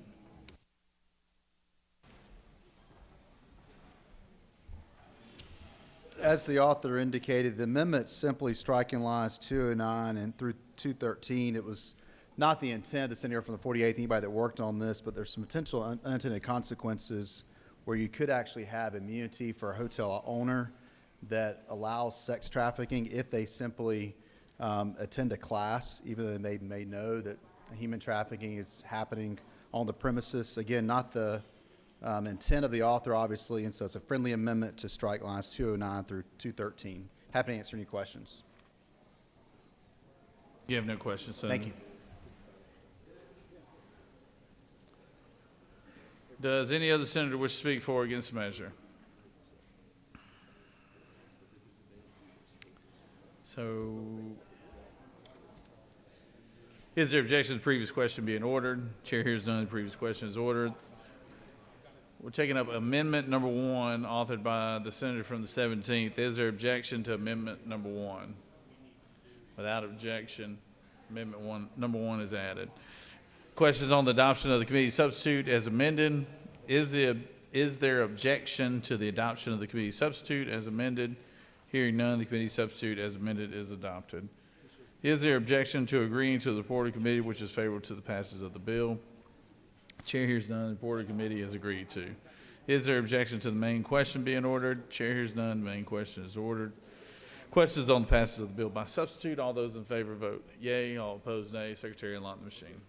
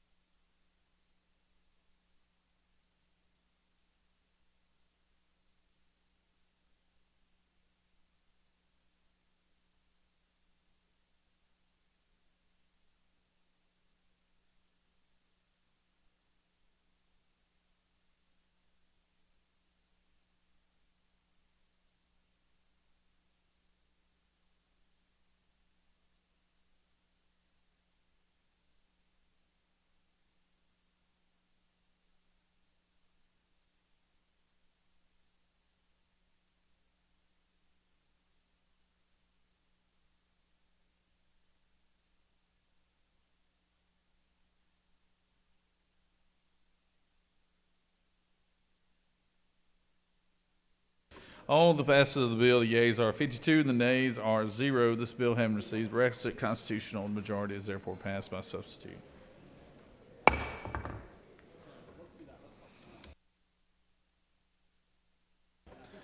Recognize the senator from the 13th. Thank you, Mr. President. I ask that you please lift House Bill 906 from the table. Senators ask that HB 906 be lifted from the table. Secretary, read the caption. House Bill 906, a bill by Representative Yerda of the 152nd and others. A bill to be entitled an act to amend Code Section 1562 of the OCGA relating to the number of judges of superior courts, so to provide for a third judge of the superior courts of the Tifton Judicial Circuit, to provide for the appointment of such additional judge by the governor, to provide for the election of successors to the judge initially appointed, and for other purposes. The Senate Committee on Judiciary recommends that this bill do pass. Respectfully submitted, Senator Strickland of the 17th District Chairman. That completes the order, Mr. President. Is there objection? Hearing none, I recognize the senator from the 13th. Speak to the measure.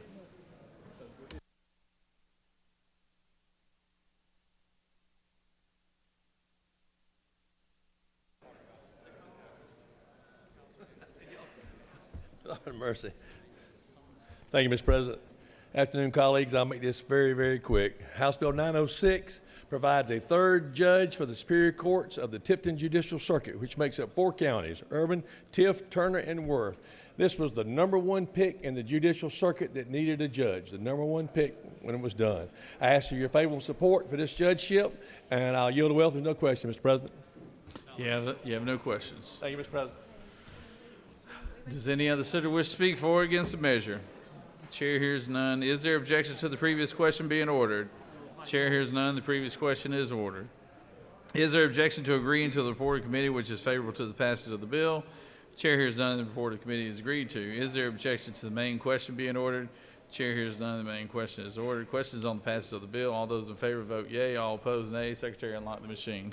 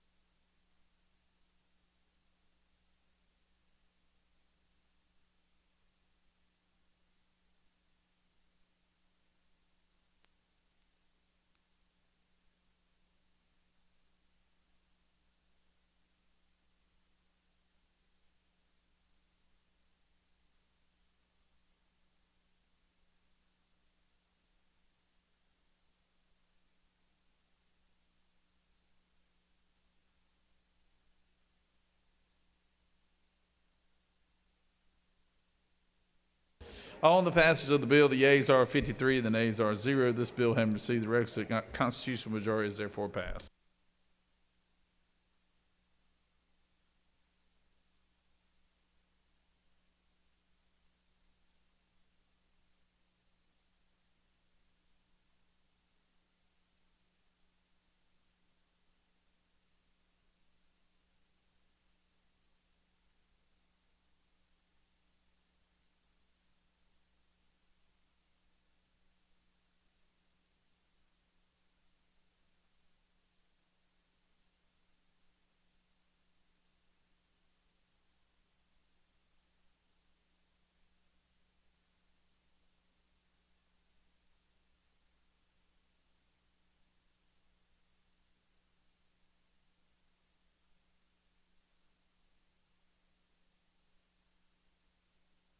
Recognize the senator from the 45th.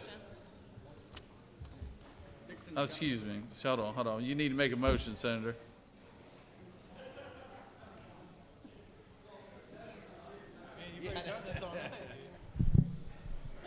Thank you, Mr. President. I move that the Senate agree to the House substitute to SB 422.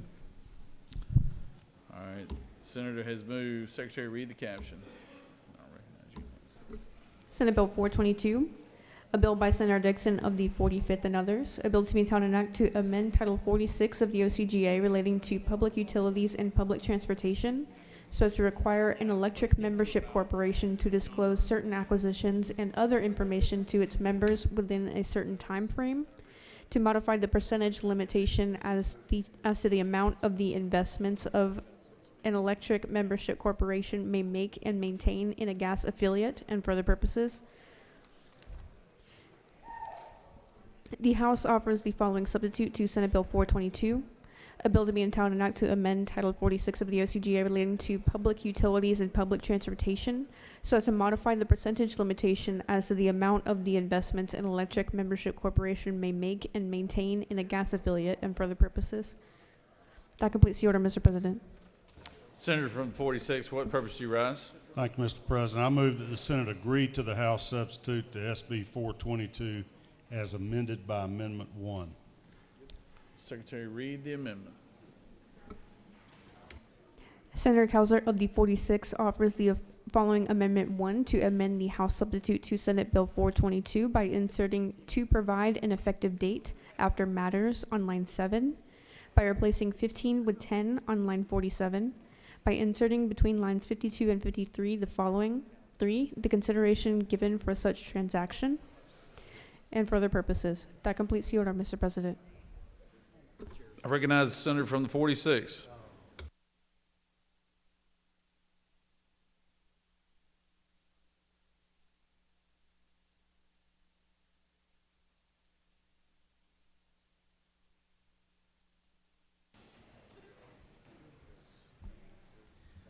Thank you, Mr. President. Ladies and gentlemen, This is a bill that addresses a section of the code that allows EMCs to invest up to 15% of their net assets to acquire gas marketers or gas utility companies.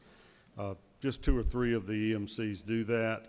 None of them have invested more than 10% other than Cobb EMC. And I think they testified they were at about 11 or 12%. They want to increase their ability to borrow money and pledge their assets to do that, to acquire other gas marketing companies. And our bill agreed to allow them to go up to 25%, but added some reporting requirements. If they do that, they need to let their members know what they're doing so they can be aware of how much of their assets have been pledged to go into other business ventures. The House accepted most of the Senate version. They removed several provisions of disclosures, and we put 2 of them back in this. They need to, just that they need to say what the amount of the transaction is and what percentage of their physical plant, their utilities plant that they are pledging.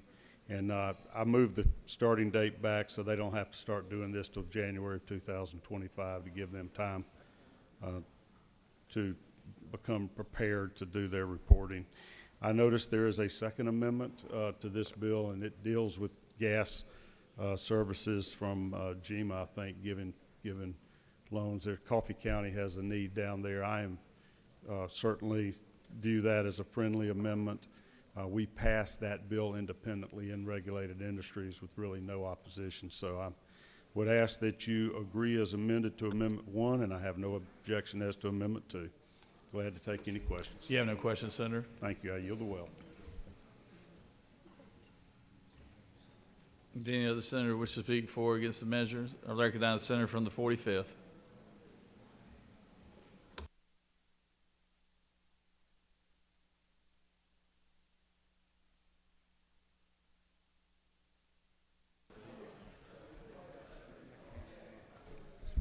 Thank you, Mr. President. The senator from the 46th did a pretty good job of presenting my bill.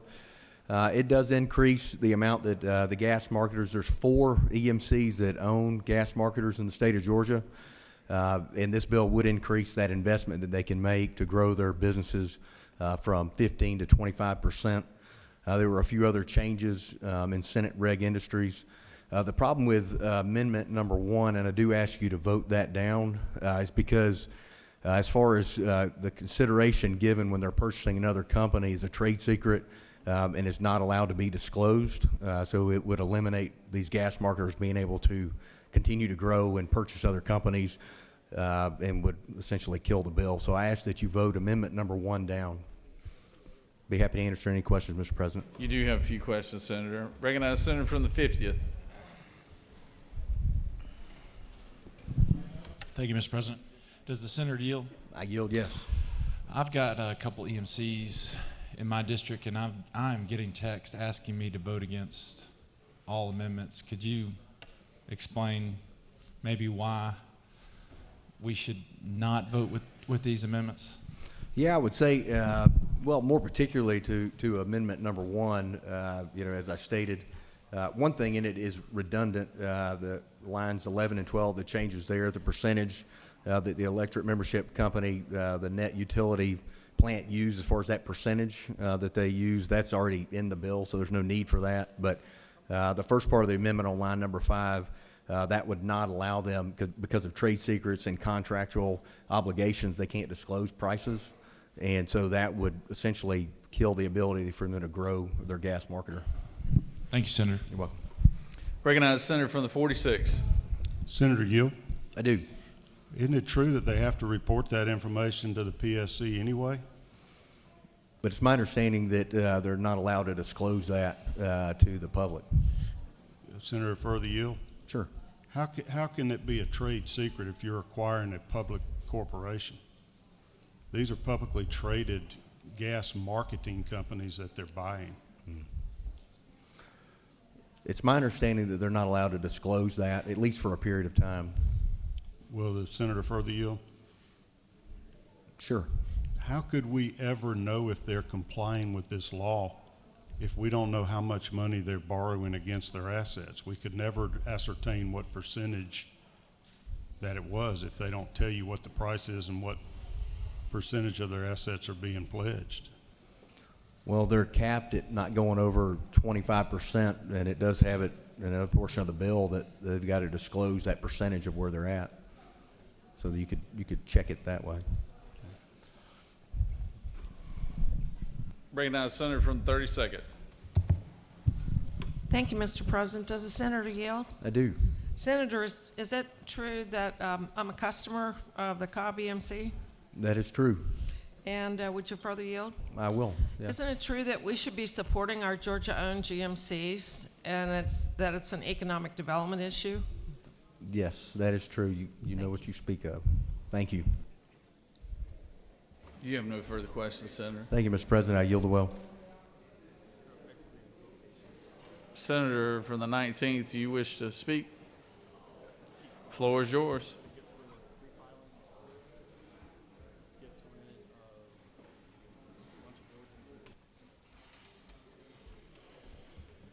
Thank you, Mr. President. Thank you, members of the Senate. I have Amendment 2. I want to tell you a little bit about how that got to where it was. The senator from the 13th and I represent Coffee County together. We have a huge issue in our state, particularly in central, southwest, and now beginning in southeast Georgia. I know it's a little bit in the northern areas as well, related to natural gas pipelines. Senator from 26 got me on that one, I got to be honest. The reason that we propose this amendment is because the state, we feel, needs to be able to invest in that. We tried to put money in the budget to do that last year, and when we did so, the governor disregarded that money based upon the fact that where we placed it at GFA did not have the ability to I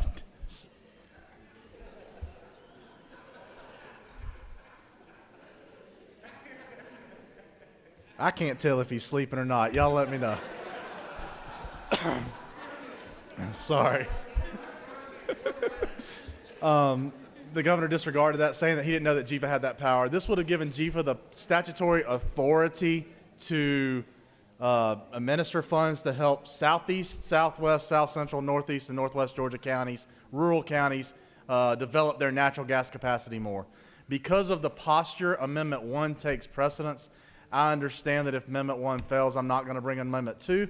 But I'm going to be working on every other bill, and I want the people back in Coffee County to know that me and the senator from the 13th are working on every other bill to try to tag this amendment onto. We just didn't realize that Amendment 1 had already been filed. Thank you, Mr. President. I yield the will. Recognize the senator from 46 to close debate.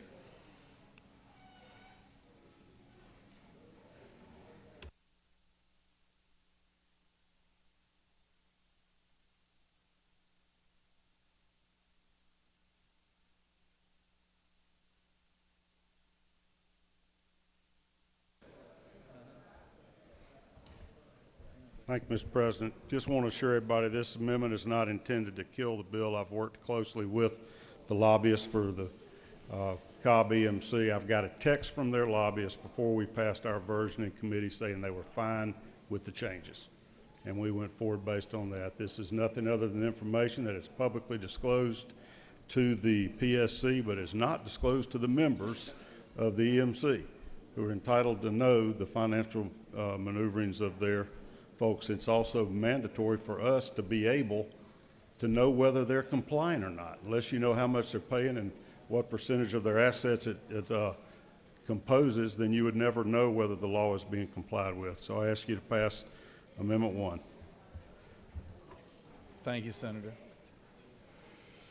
All right, so the posture we're in right now is the senator from the 46th moved that the Senate agree to the House substitute to SB 422 as amended by Amendment 1. Senator from the 45th, for what purpose do you rise? Mr. President, is it true that I want a no vote or a red vote on Amendment number 1? Well, Senator, you're going to get an opportunity for one or the other. All right, all those in favor of the senator from the 46 substitution to 422 as amended, and all those in favor of the senator from the 46th amendment will vote yea. All opposed, nay. Secretary, unlock the machine. Senator from the 47th, for what purpose do you rise? Parliamentary inquiry. State your inquiry. Is it not true that I just had conversation with the Gas South rep in the hall that said, please vote down amendment number 1? Only you know that, Senator.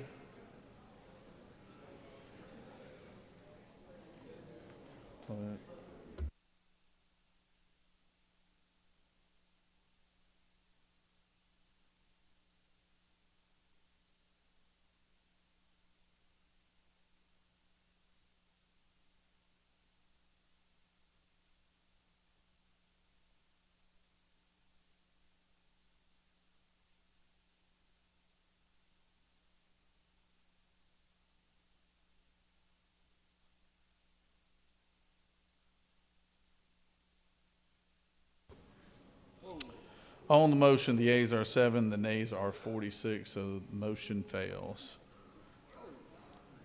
Recognize Senator from the 45th.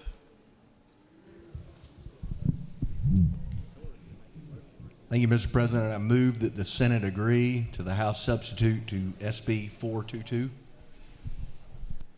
The senator has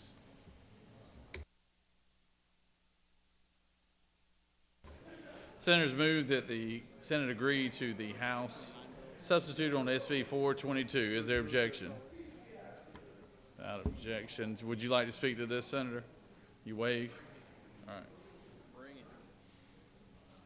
Secretary, read the caption.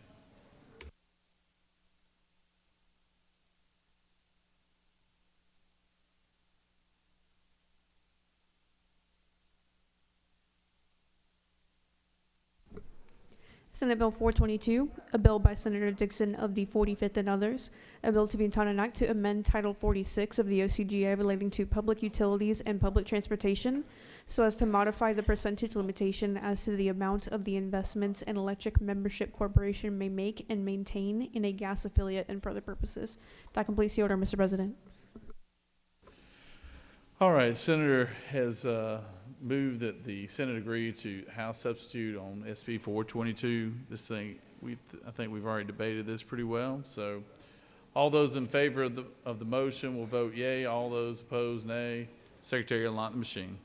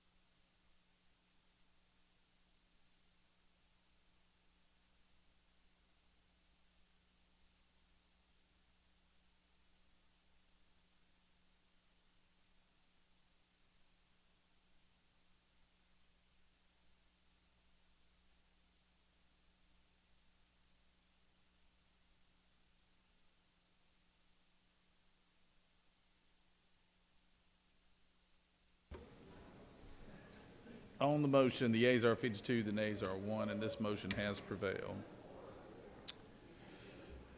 Moving on to Senate Bill 469, recognize Senator from the 25th. Thank you, Mr. President.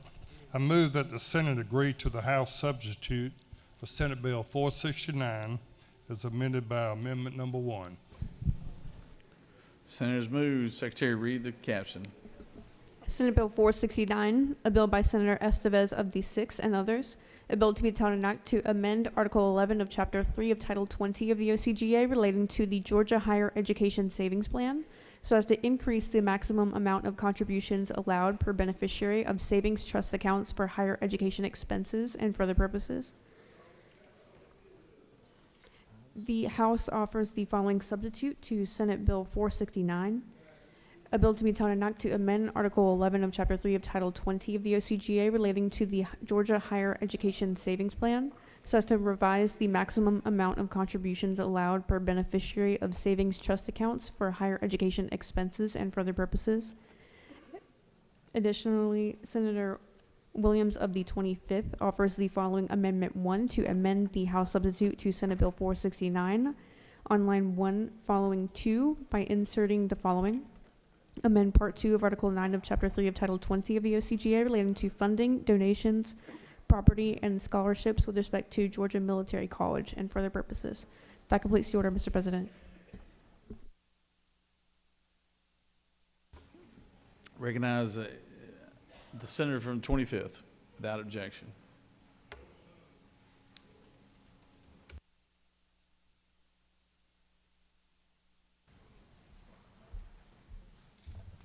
Thank you, Mr. President. I ask for your favorable consideration for the amendment to Senate Bill 469, a little simple bill adding nine bachelor degrees to Georgia Military College that can apply online, strictly online. No questions, I'll yield the will. You do have a question, Senator. Recognize the senator from the 31st. Mr. President, I don't have a question. I'm ask for unanimous consent to excuse the senator from the 45th for business inside the Capitol. I think he needs a break after all his bills. Does any other senator have a question for the senator from the 25th? Yield the will. Thank you. The senator is yielded.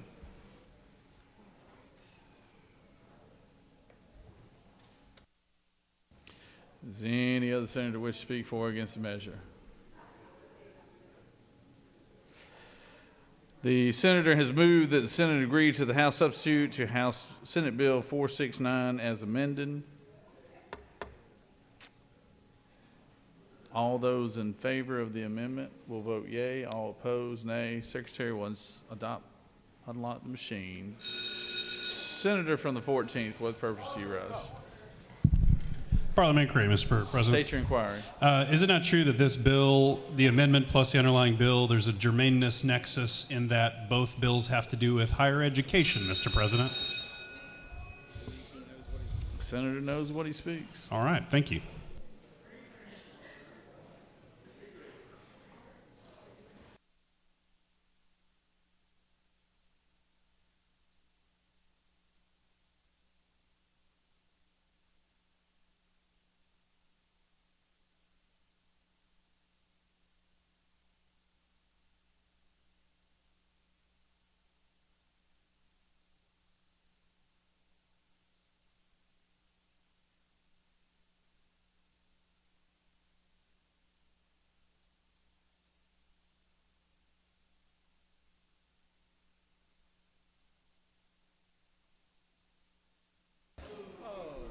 On the passage, the yeas are 50, the nays are 1. And this amendment has prevailed.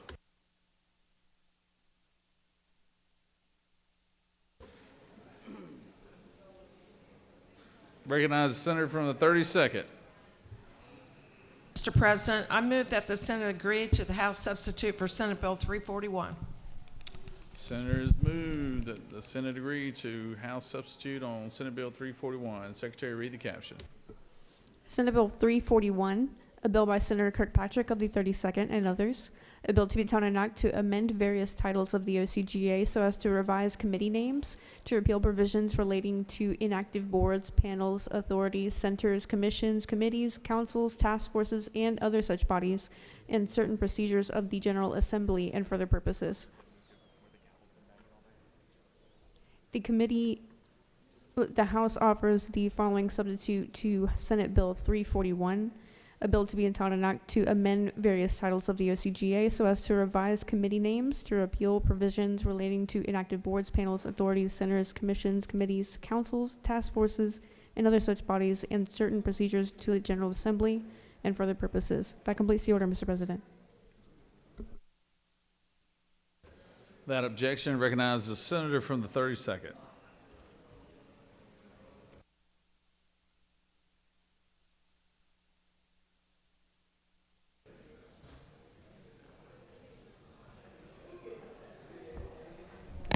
Thank you, Mr. President. This bill should be getting very familiar to y'all by now. Senate Bill 341 is part of our red tape rollback, and in it we repealed a whole bunch of inactive boards and commissions. The House didn't do anything with that, but there were some changes that have been negotiated between the House and the Senate about the Legislative Services Committee.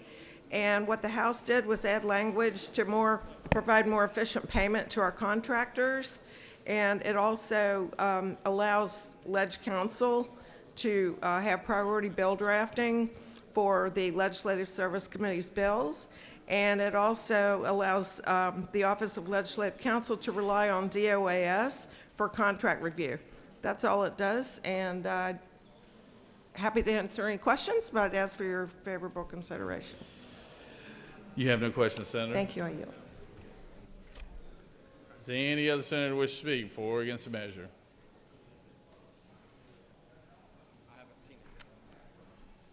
Senator has moved that the Senate agree to House substitute on SB 341. All those in favor will vote yea. All opposed, nay. Secretary, unlock the machine.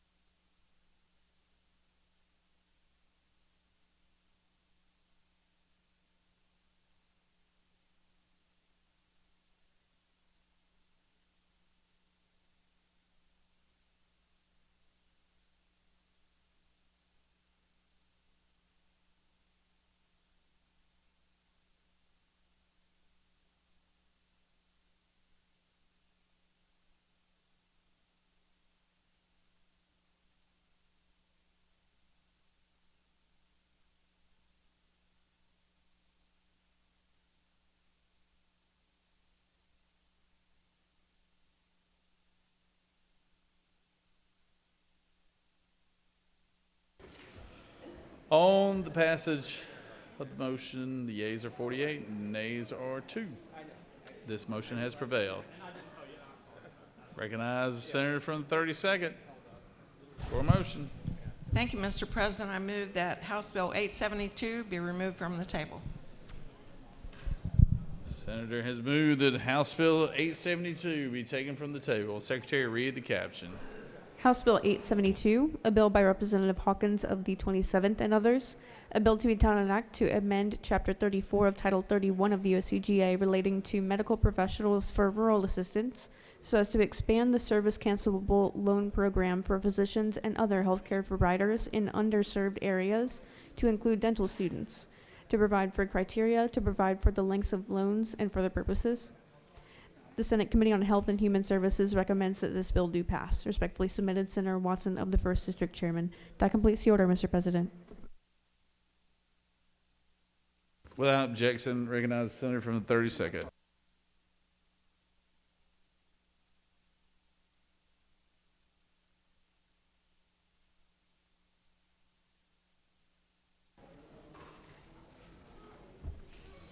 Thank you, Mr. President. This is a workforce bill that gives fourth-year dental students the opportunity to apply for service cancelable loans in exchange for working in underserved areas, like we already have for physicians, PAs, and APRNs. Be happy to answer any questions. You have no questions, Senator. Thank you. I yield.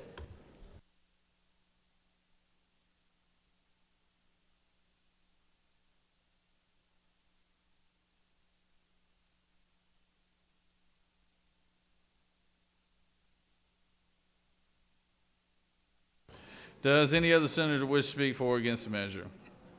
Chair hears none. Is there objection to the previous question being ordered? Chair hears none. The previous question is ordered. Is there objection to agree to the report of committee which is favorable to the passage of the bill? Chair hears none. The report of the committee is agreed to. Is there objection to the main question being ordered? Chair hears none. The main question is ordered. Question is on the passage of the bill. All those in favor vote yea. Opposed, nay. Secretary, unlock the machine.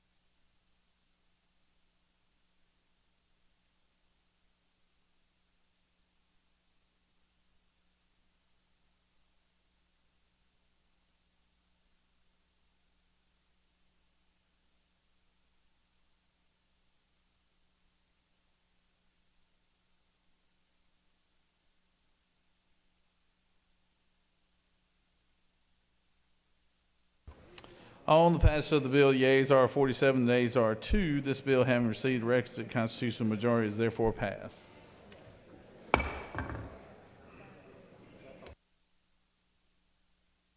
Recognize the senator from the 31st. Mr. President, I move that the Senate agree to the House substitute to SB 112 as amended by Amendment Number 1. Senators move. Secretary read the caption. Senate Bill 112, a bill by Senator Anna Vitarte of the 31st and others, a bill to be entitled an act to amend Chapter 4 of Title 20 of the OCGA relating to vocational, technical, and adult education so as to provide for a pilot program whereby qualifying private nonprofit entities provide instruction and other services for eligible students 21 years of age and older to attain a high school diploma and for other purposes. The House offers the following substitute to Senate Bill 112, a bill to be entitled an act to amend Chapter 4 of Title 20 of the OCGA relating to vocational, technical, and adult education, so to provide for a pilot program whereby qualifying third parties or the state board provide instruction and other services for certain adults to attain a high school diploma and for other purposes. Senator Anna Vitarte of the 31st and others offered the following Amendment 1 to amend the substitute to Senate Bill 112 by replacing "if offered as part of the pilot program dedicated" on line 55 with "dedicated," and by replacing "completion of" on line 60 with "enrollment in." That completes the order, Mr. President. Without objection, recognize senator from the 31st.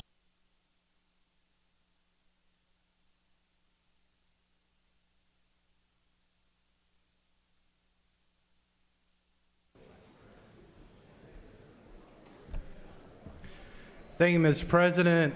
I want to present SB 112. We voted on this bill a couple of times already. First off, I just want to thank a few people as we've taken on this bill. Originally, in the original budget, Governor Kemp put $5 million, and this body just adopted a $2 million appropriation to fund the Workforce Excel Act across the state. We have some cleanup language on Amendment Number 1. Just to upgrade what the House passed, and want to thank those from the senator from the 18th, the 29th, the senator from the 2nd, and I know I'm forgetting some others, the senator from the 15th, across Central, South, and West Georgia, and also want to thank a couple of our House members, also Representative Ron Stevens, and some other reps in the House. So, Mr. President, I will yield the well and ask for favorable consideration on this great bill. Thank you. Thank you, Senator. Does any other senator wish to speak for or against the measure? Chair hears none. Senators move that the Senate agree to the House substitute on SB 112 as amended. All those in favor will vote yea. All opposed, nay. Secretary, unlock the machine.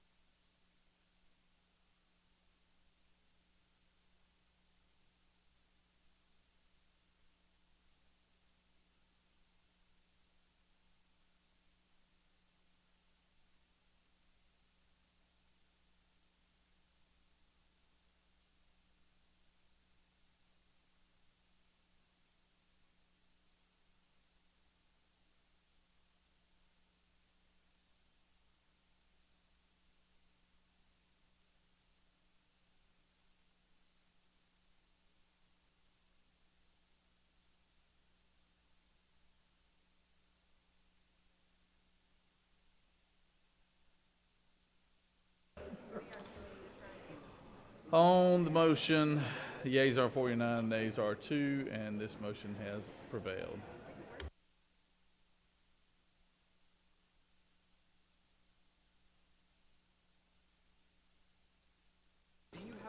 Recognize the senator from the 23rd for a motion.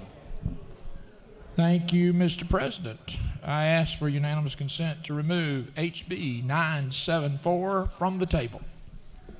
Senators ask that HB 974 be taken from the table. Secretary, read the caption. House Bill 974, a bill by Representative LaHood of the 175th and others, a bill to be entitled an act to amend Chapter 2 of Title 21 of the OCGA relating to primaries and elections generally, so as to require the Secretary of State to establish and maintain a statewide system for the posting of scanned paper ballots, to provide for minimum resolution requirements for such scans and for other purposes.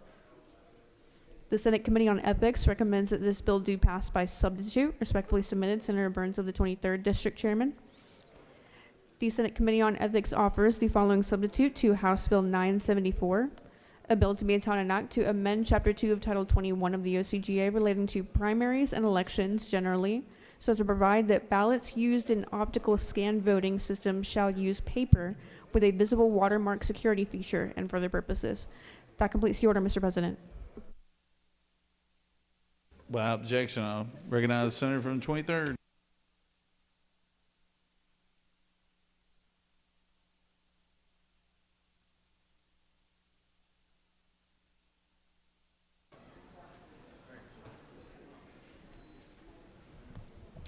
Thank you, Mr. President. Colleagues, this is the mellow me. I got a little animated in the last bill. I want to make sure you understand what House Bill 974 does. This is a good bill from our colleagues in the House.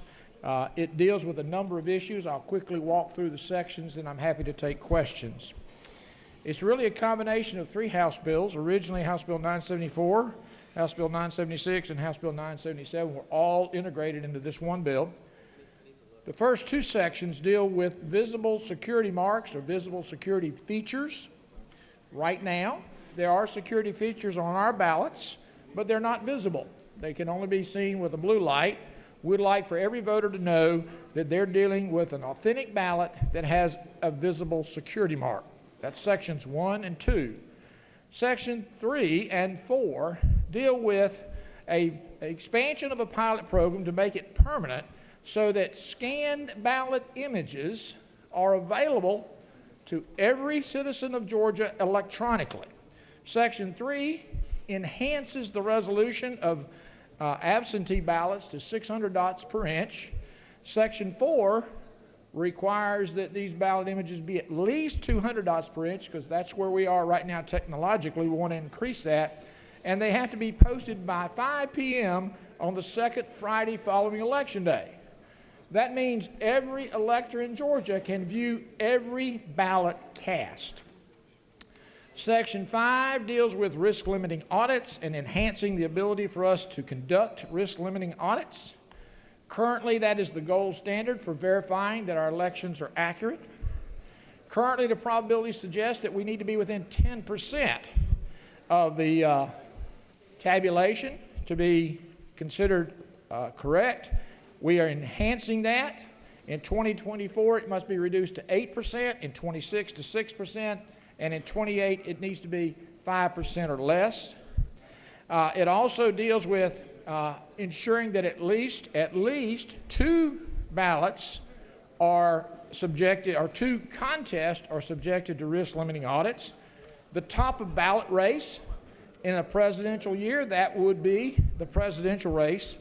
And then in a non-presidential year, it would be a selection of either statewide races, federal races, or local races. But a top of ballot race and then 1 statewide contest. That could be the governor, the lieutenant governor, the secretary of state, the attorney general, the school superintendent, the commissioner of insurance, the commissioner of agriculture, the commissioner of labor. Also statewide races for Supreme Court, Court of Appeals, and Public Service Commission. But risk-limiting audits, the second race would be selected by a panel of 5 individuals: the governor, lieutenant governor, speaker, minority leader in both the House and the Senate. And then finally, local election officials, and many of them do this already. Local election officials may conduct any number of risk-limiting audits or tabulation audits as they see fit. So the most important thing is we are enhancing the risk limiting and audits, requiring a minimum of 2, but allowing as many as the local election officials deem necessary. Finally, Section 6. We've been in negotiations with the Secretary of State to run a pilot program to verify the November 24 ballot by using a technology to read the scanned images of the ballot. So this would be a full recount of the 2024 November election for all races. It would not use the QR code, it would use the ballot image. So, HB 974 does a number of things to enhance our elections integrity in Georgia. And with that, Mr. President, I'm happy to take questions. If no questions, I'm happy to yield the well. Thank you, Mr. President. Does any other senator wish to speak for or against the measure? The chair hears none. Is there objection to the previous question being ordered? Chair hears none. The previous question is ordered. Questions on the adoption of the committee substitute. Is there objection to the adoption of the committee substitute? Hearing none, the committee substitute is adopted. Is there objection to agreeing to the report of committee which is favorable to the passage of the bill? Chair hears none. The report of committee is agreed to. Is there objection to the main question being ordered? Chair hears none. The main question is ordered. Questions on the passage of the bill by substitute. All those in favor of the bill vote yea. Opposed, nay. Secretary will unlock the machine.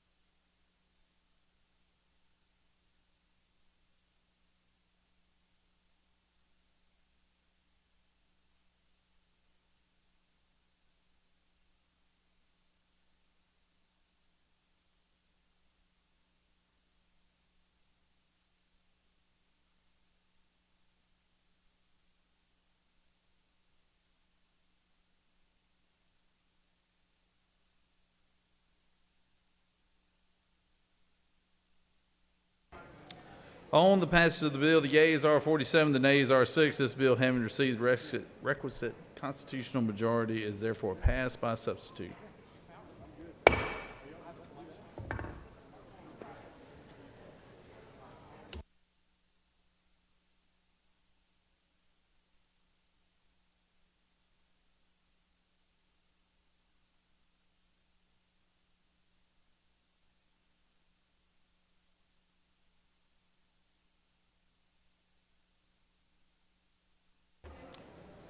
Recognize the senator from the 24th for motion. Mr. President, I ask for the House Bill 825 be removed from the table, lifted from the table, and to a greater, higher place. Senators move that HB 825 be taken from the table. Secretary, read the caption. House Bill 825, a bill by Representative Fleming of the 125th and others, a bill to be entitled an act to amend Chapter 23 of Title 47 of the OCGA relating to the judicial retirement system, so as to require certain counties that comprise single county judicial circuits to supplement the retirement benefits paid to the circuit superior court judges and district attorneys for further purposes. The Senate Committee on Retirement recommends that this bill do pass. Respectfully submitted, Senator Williams of the 25th District Chairman.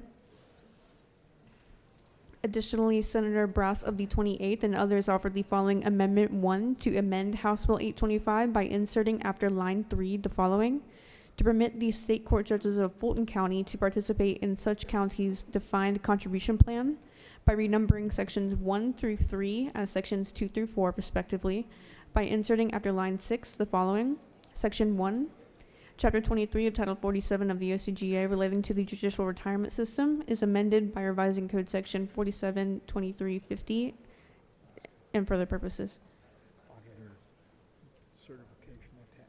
Additionally, there is an auditor's certification attached. That completes the order, Mr. President. Without objection, I recognize the senator from the 24th to speak to the measure.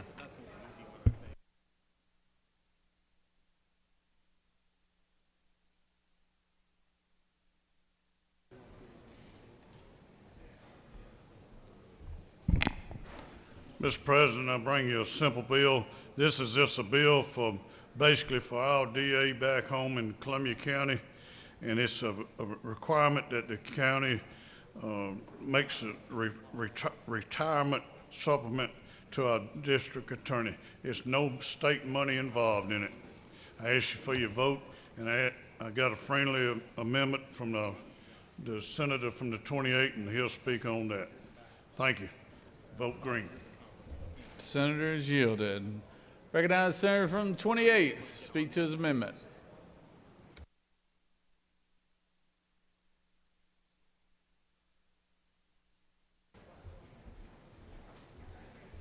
Thank you, Mr. President.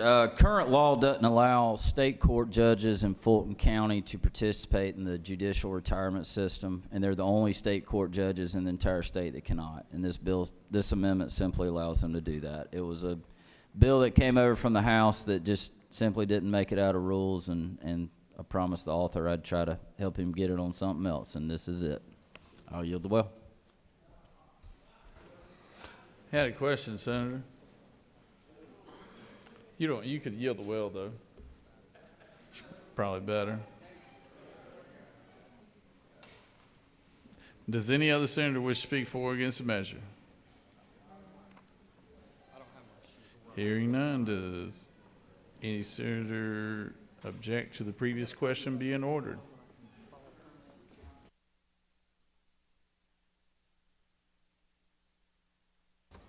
Question on the adoption of Amendment 1, authored by the senator from the 28th. Is there objection to adoption of Amendment 1? Hearing none, Amendment 1 is adopted. Is there objection to agreeing to the reported committee which is favorable to the passage of the bill? Chair hears none. The reported committee is agreed to. Is there objection to the main question being ordered? Chair hears none. The main question is ordered. The question is on the passage of the bill as amended. All those in favor vote yea. All opposed, nay. Secretary will unlock the machine.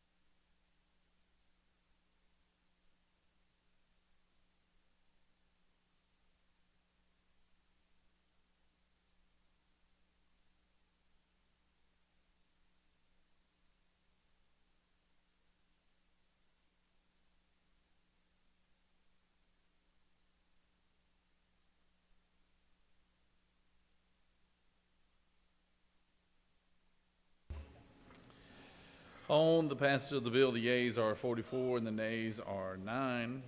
This bill, having received the requisite constitutional majority, is therefore passed as amended.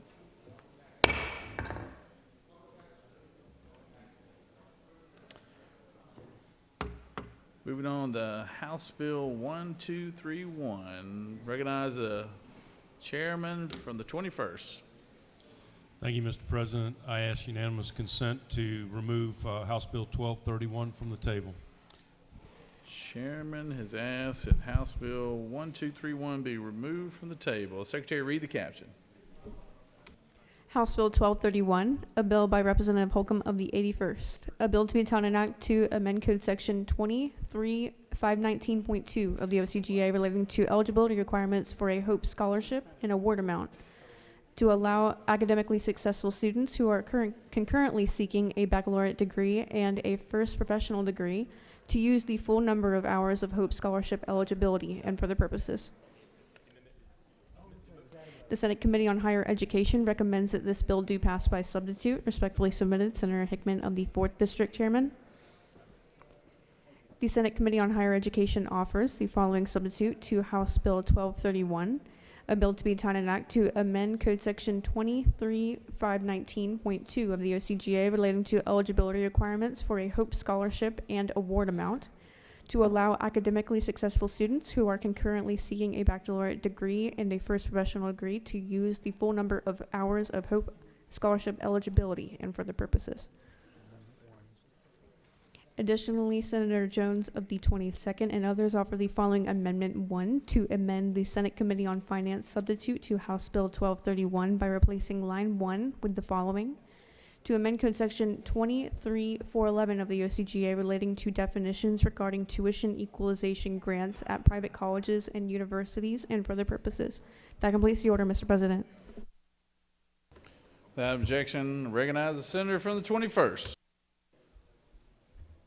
Thank you, Mr. President. This bill, HB 1231, deals with the Hope Scholarship, and really it does two things. One, it allows undergraduate students to take graduate classes and receive the Hope Scholarship for those graduate classes if they have to pay the difference between the cost of the undergraduate rate and the graduate rate. And then number two, it makes the Hope Scholarship eligible for foster care children that are in the foster care program up to age 28, and for the first 30 hours, they do not have to have a 3.0, but after that, they have to have a 3.0 to keep the Hope.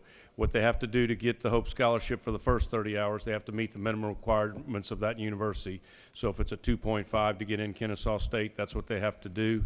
And then after the first 30 hours, they have to maintain a 3.0 to keep the Hope Scholarship. It's a good bill to get our foster kids back and get them educated and get them employed. Mr. President, if there are no questions, I'll yield the well. You have no questions, Senator. All right, thank you. Recognize the senator from the 22nd. Speak to the amendment.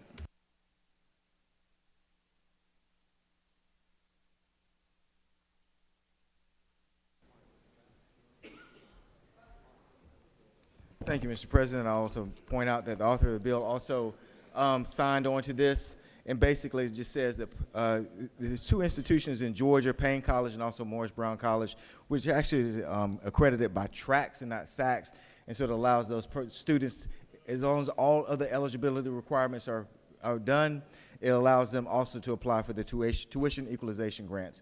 And that's basically all it does. The TRACS program also does Bennett College, also does Bob Jones University, to name a couple other universities that it also covers.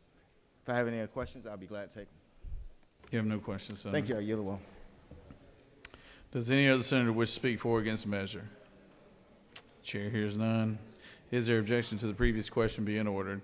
Chair hears none. The previous question is ordered. Question is on the adoption of Amendment number 1, authored by the senator from the 22nd. Is there objection to Amendment number 1? Hearing none, Amendment number 1 is adopted. Questions on the adoption of committee substitute as amended. Is there objection to the adoption of the committee substitute as amended? Hearing none, the committee substitute as amended is adopted. Is there objection to agreeing to the report of committee which is favorable to the passage of the bill? Chair hears none. The report of committee is agreed to. Is there objection to the main question being ordered? Chair hears none. The main question is ordered. Questions on the passage of the bill by substitute. All those in favor vote yea. Opposed, nay. Secretary will unlock the machine.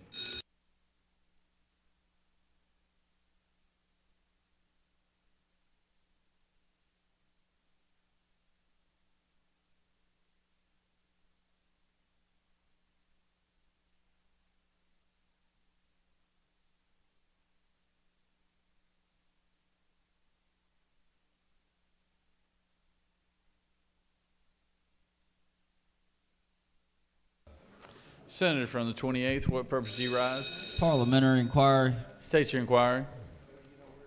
Did we just waste time on a bill that's going to get vetoed? I don't know. I think everybody's for the foster children of Georgia. Follow up parliamentary inquiry. State your inquiry. It's not the content of the bill I'm concerned about, it's the author.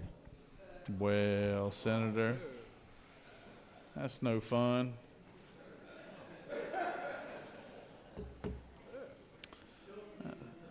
That's no fun.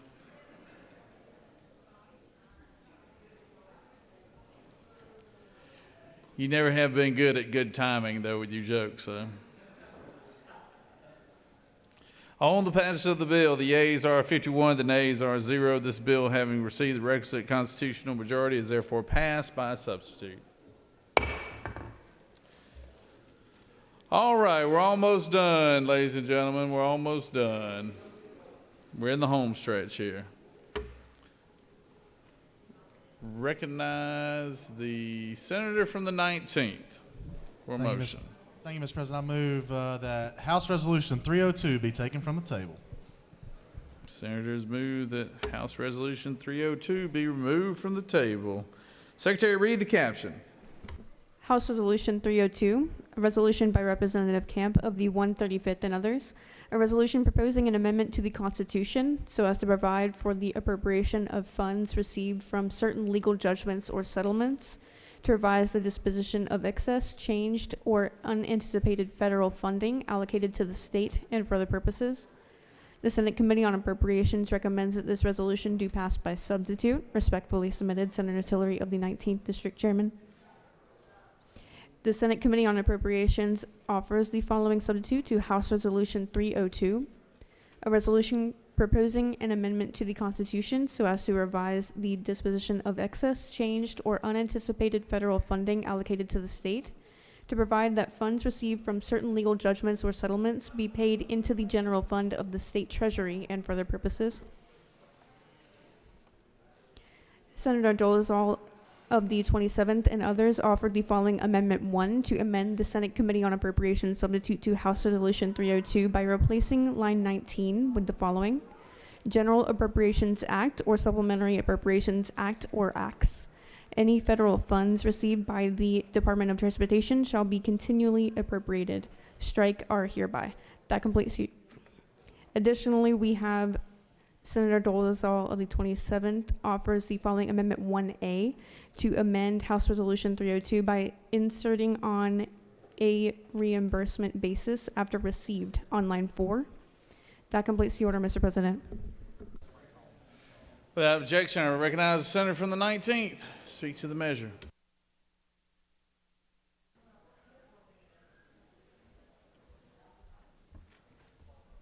Thank you, Mr. President. This is House Resolution 302, sent over by the House. You know, last year we had a discussion about opioid settlement funds and the General Assembly's ability to appropriate those.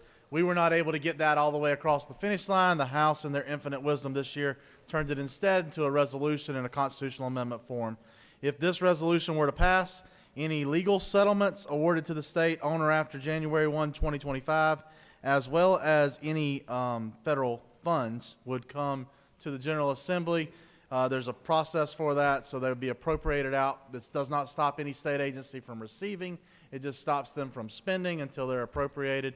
It will make my job a lot harder, but I think it's probably a good move for the state, and I ask your favorable consideration. Mr. President, I'll yield for any questions. You have no questions, Senator. Thank you. I ask your favorable consideration of H.R. 302. Recognize the senator from the 27th. Speak to the amendments.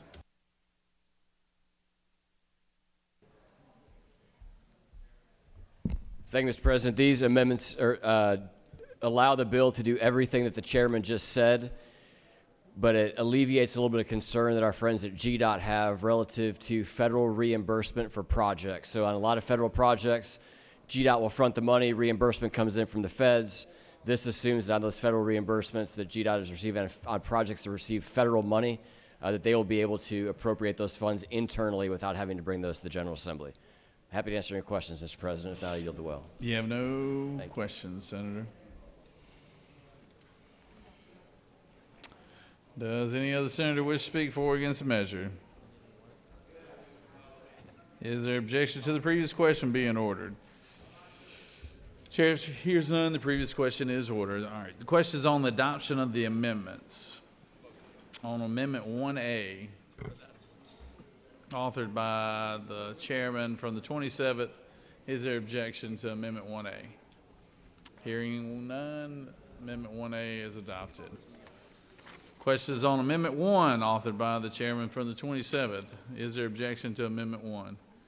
Hearing none, Amendment 1 is adopted. Questions on the adoption of the committee substitute as amended? Is there objection to the adoption of the committee substitute as amended? Hearing none, the committee substitute is adopted. Is there objection to agreeing to the report of committee which is favorable to the passage of the bill? Chair hears none. The report of the committee is agreed to. Is there objection to the main question being ordered? Chair hears none. The main question is ordered. Question is on the adoption of the resolution by substitute. All those in favor of the resolution will vote yea. All opposed, nay. Secretary, unlock the machine.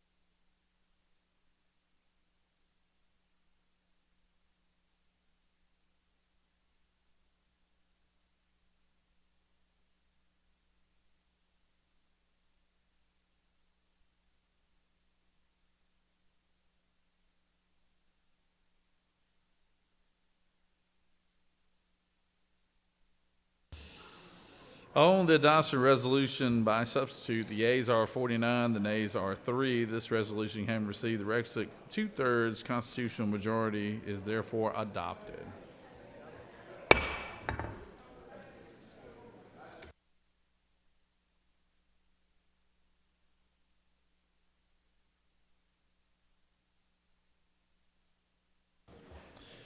Recognize the senator from the 19th for a motion. Thank you, Mr. President. I move that the Senate agree to the Conference Committee report, to Senate Bill 73, number 2, Conference Committee report number 2. Secretary, read the caption. Conference Committee report on Senate Bill 73, number 2, by Senator Anna Batarte of the 31st and others. Committee of Conference substitute to Senate Bill 73, a bill to be titled an act to amend Titles 10 and 46 of the OCGA relating to commerce and trade and public utilities and public transportation, respectively, so as to revise provisions concerning advertisements and solicitations of certain professions and businesses and for other purposes. That completes the order, Mr. President. Without objection, and recognize the senator from the 19th.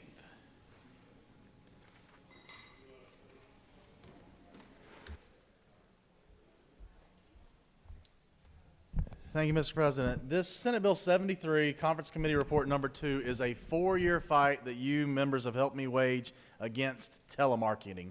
What this bill does is the same thing we passed over to the House. Well, actually, it changed pretty good bit in the House, sorry. It was what we passed to the House.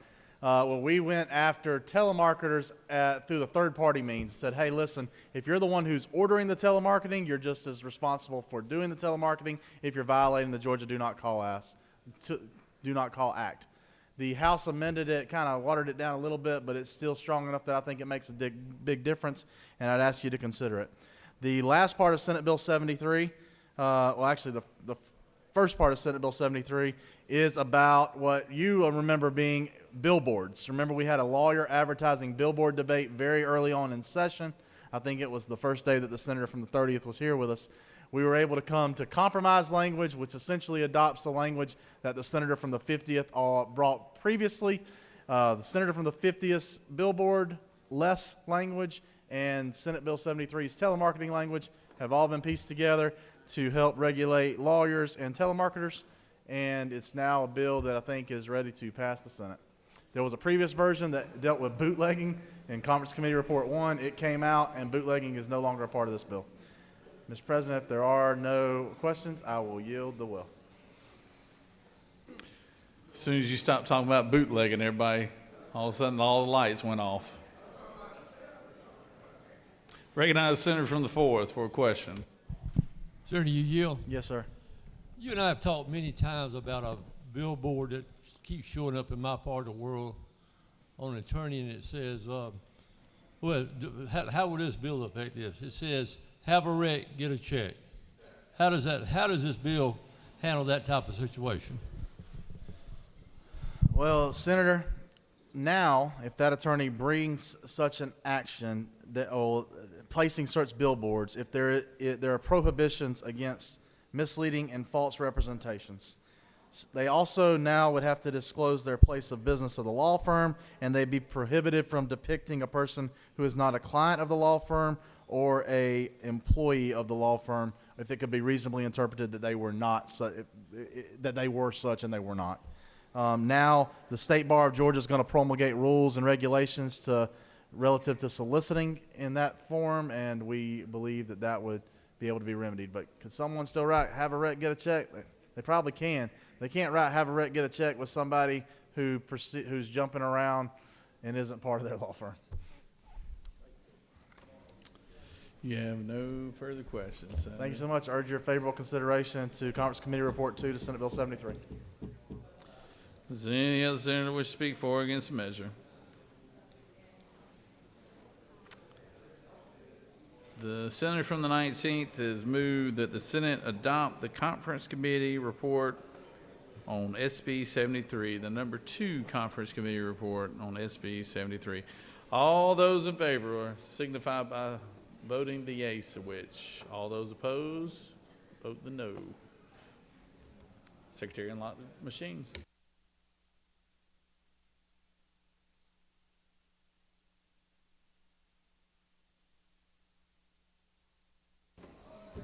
Senator from the 27th, what purpose do you rise? Parliamentary inquiry. State your inquiry. Mr. President, it is 5 minutes till 11, and I have a Holt-Rogers update for the chamber. Holt is still standing strong. Hey! Hey, hey! And he's got a friend, KJ Milliken, has stood with him this whole time as well. Mr. President, they're the last 2 standing. They tell me they are in it to win it. They're with us till the bitter end. I love Holt and KJ. I love it. I love it. I love it. I like it. Find an award for them, Senator.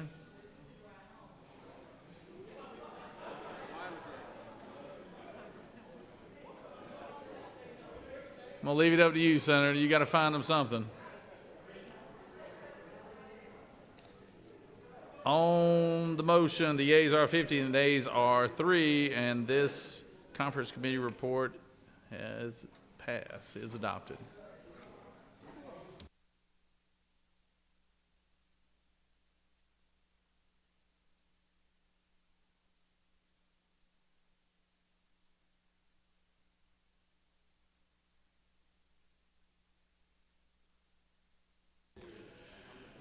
Recognize the senator from the 19th for a motion. Thank you, Mr. President. I move that the Senate remove House Resolution 1042 from the table. Senator has moved that House Resolution 1042 be removed from the table. Secretary, read the caption. House Resolution 1042, a resolution by Representative Leverett of the 123rd and others, a resolution creating the Joint Study Committee on Judicial System Compensation and further purposes. The Senate Committee on Appropriations recommends that this resolution do pass by substitute. Respectfully submitted, Senator Tillery of the 19th District Chairman. The Senate Committee on Appropriations offers the following substitute to House Resolution 1042. A resolution proposing an amendment to the Constitution so as to revise provisions relating to calculating and setting the salaries of justices of the Supreme Court, judges of the Court of Appeals, judges of the Georgia Statewide Business Court, and Superior Court judges and further purposes. Senator Tillery of the 19th and others offer the following Amendment 1 to amend the substitute to House Resolution 1042 by replacing lines 1 through 11 with the following. Proposing an amendment to the Constitution so as to revise provisions relating to county supplements, to provide for the grandfathering of certain Superior Court judges so as to not reduce their compensation, to raise the minimum retirement age of new Superior Court judges, and for other purposes. That completes the order, Mr. President. Without objection, I recognize the Chairman of Appropriations, Senator from the 19th.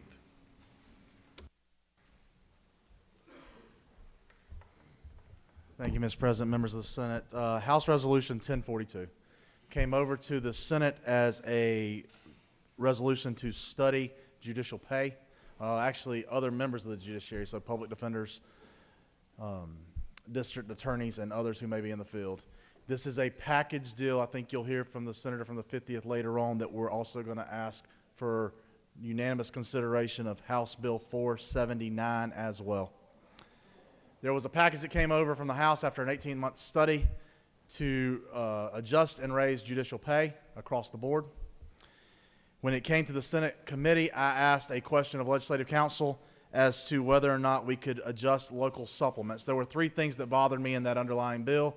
One was what I understand the argument made by judges, at least that came to me, was we have a disparate system that paid local supplements that varied upwards of $60,000 based on where a judge may live. So you may have a judge in East Georgia who made $221,000, where you had a judge in Southwest Georgia who made $165,000. The argument those judges presented and made a strong argument about was we do the same job, we have the same title, we're in the same class of courts. The disparate pay is not something that they felt was appropriate. In the pay package, there was a move by the Judicial Council to try to levy that out. And when they were leveling it out, they still left a local pay supplement disparity of 10%. That bothered me only because, not because of the pay itself, but because if we're going to move for parity, the same job for the same class of court, you still would have at least a 10% variance. And as I talked to legislative counsel, realized that, in fact, we could supersede that 10% with local bills each session. What I wanted to do is deal with this once and for all and be done with it. If we're going to tie judicial pay to the Northern District salary, which you'll see in Senate Bill 479 in just a second, we do. We needed to also go ahead and address the locality supplemental pay once and for all, not put you in the position to be brought back once again to address things each year with a local request. Legislative counsel gave me a letter, an opinion that you all are welcome to have that says that had to be in the Constitution. That's why we moved the judicial pay bill originally in Senate Appropriations over to House Resolution 1042. You may have heard from people back home about this over the past few days. Of course, I did, and we have been working tirelessly with our friends at the Judicial Council. Justice Peterson and Justice Bethel have been instrumental. Judge Harris, Judge Morse, Judge Guy, they've been instrumental, and our friends on the Court of Appeals have also been very instrumental in helping us just keep this understanding what changes we made. Of course, it's, as you know, if a bill comes to the legislature, there are going to be changes, always are. No package that I even know, even the Speaker's House Bill 1013 years ago, makes it through here without some type of a change. But we want to do the best we could to explain those changes and why we thought those changes were necessary each and every time. The local pay supplement change I felt was necessary, again, because of the letter from Legislative Counsel. In working this out today, we've been able to come to a compromise. House Resolution 1042 only says the local supplement language and a piece at the end that takes and adjusts retirement. The appellate bench brought a retirement piece earlier this year to lower their retirement age from 65 to 60, again seeking parity, much like the Superior Court judges were seeking with pay parity in their Judicial Council report. The Senate Appropriations Committee found that parity did need to exist, but we found that parity would probably be best to exist because of actuarial tables in reverse, not bring folks down. Folks are working past 65 and past 70 even nowadays, thanks to what we've seen of record high inflation. So we said if we're going to adjust the retirement age for parity, we probably should take the lower ones up, not the higher ones down, and that's done in this constitutional amendment as well. There will be a Senate bill that comes afterwards that adjusts judicial pay. It will have some of this same exact language in it again. If the judges and Judicial Council are correct that the constitutional amendment's not needed, then it's simply superfluous. If they are wrong and it is needed, then we have it passed.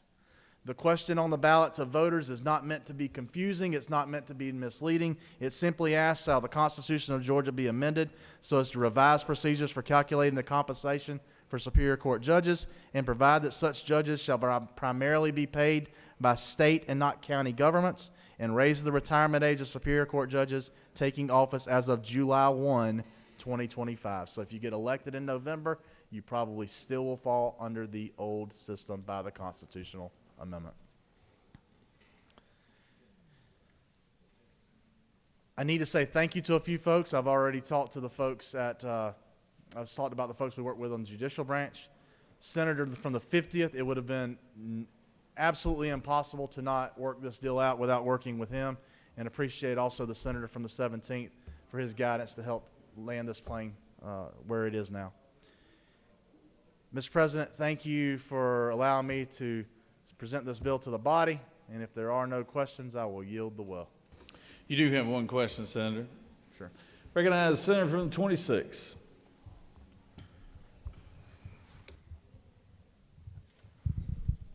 Thank you, Mr. President. Gentleman, yeah. Yes, sir. What do we do if the state raises Superior Court judge salary? They all get local supplements, and Yes, there's disparity between the many counties. Right. So what would they do? They would have to take the state paycheck or the local paycheck, whichever is greater. So the grand compromise worked out with the senator and 50th and judges and others is that the local supplement will be in the Constitution now and in the bill you'll see later, currently at 10%. And it will waterfall down as state pay goes up. It will fall at half the rate that state pay increases. So if the judges were to receive a $1,000 raise, then their local supplement would have to fall by $500. So they still get a raise, but we're ratcheting the local supplement back until eventually it would not exist. Now, if that would be in 2024, it won't be in 24. But if that would be in 2028, or if that would be in 2038, that depends on how fast the state raises the pay. I'm sure that the judges view that as a win because it does provide some incentive from the state side to get everybody on the same level. But at the same time, as we're moving judicial pay up, as we normally do, remember there's a 4% increase in just this year's budget, on top of whatever else we may do, that we're ratcheting those local supplements back so that at the end of this process, every judge who sits of that court would be on the same level, with the small exception that a supplement is still allowed for chief judges. So this, I hope everyone could consider and support this constitutional amendment. I appreciate the questions that you brought to it. You do have one more question, Senator. Recognize the senator from the 50th. Thank you, Mr. President. Does the senator yield? Yes, sir. Is it not true that you and I have worked tirelessly on this bill today? This might be the hardest bill I've worked on this weekend, surprisingly. But is it not true that based on the work that we've put in and the conversations we've had with our constituents, judges, and our colleagues, that H.R. 1042 and SB 479, as amended, that we both agreed to, both are good bills for the people of Georgia and that have both your and my support? Yes, sir, that's absolutely true. And thank you for including the portions on this constitutional amendment concerning retirement age and county supplements in your bill that we later on will hopefully unanimously approve, or at least overwhelmingly approve as well. Have no further questions, Senator. Thank you, Senators. I do need your help on this one. I ask that you favorably report the substitute as amended for House Resolution 1042. Senator from the 26th, what purpose do you rise? Parliamentary inquiry, Mr. State your President. inquiry. Mr. President, we have not got an agreement on appropriations. If we leave here tonight without an agreement, what makes us think that we will get an agreement by Thursday? I think it's a legitimate question, but we've got both appropriations chairs in the room with us right now, and I think they're getting real close. All right, Mr. President, I'm looking at your wisdom. Well, I appreciate it. You're just going to have faith, Senator.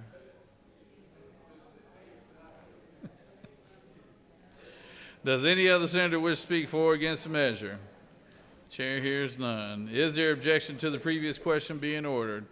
Chair hears none. The previous question is ordered. Question is on the adoption of Amendment 1, authored by the senator from the 19th. Is there objection? No objection. Amendment 1 is added.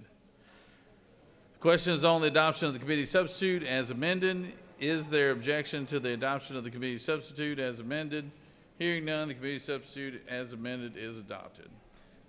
Is there objection to agreeing to the report of committee, which is favorable to the passage of the bill, adoption of the resolution?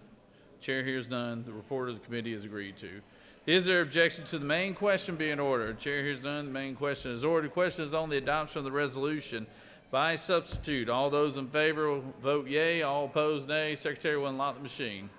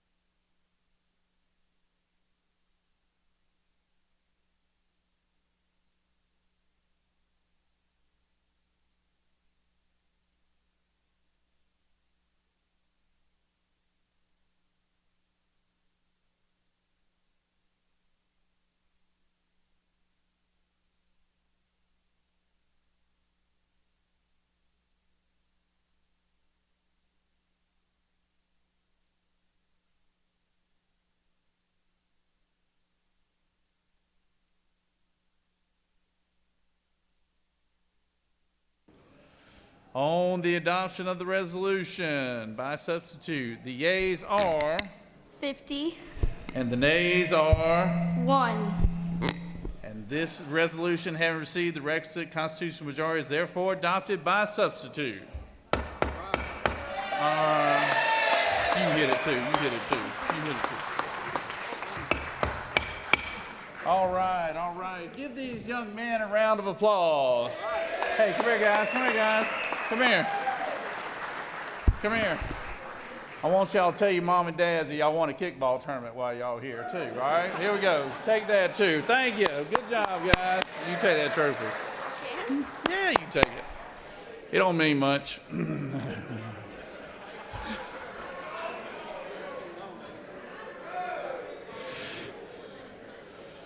It wasn't hard to win. We'll get another one next year.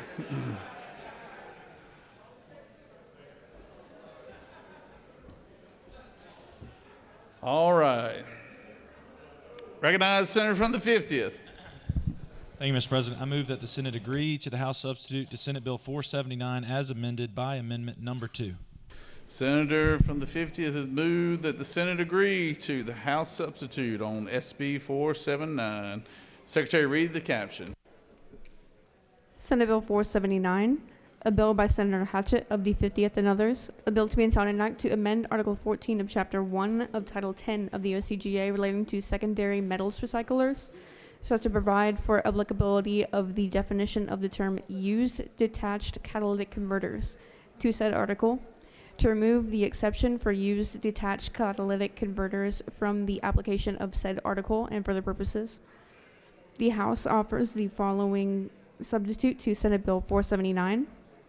A bill to be entitled an act to amend Article 1 of Chapter 6 of Title 15 of the OCGA relating to general provisions concerning superior courts, so as to modify provisions regarding the compensation received by superior court judges, to provide procedures for superior court judges to opt out to receive compensation pursuant to such revised procedures and for other purposes. Senator Hatchett and of the 50th and others offer the following Amendment 2 to amend the House substitute to Senate Bill 479 by striking lines 1 through 378 and inserting in lieu thereof the following. To amend Article 1 of Chapter 6 of Title 15 of the OCGA relating to general provisions concerning superior courts, so as to modify provisions regarding the compensation received by superior court judges, to provide procedures for superior court judges to opt out to receive compensation pursuant to such revised procedures and for other purposes. That completes the order, Mr. President. Without objection, recognize the senator from the 50th. Speak to the measure.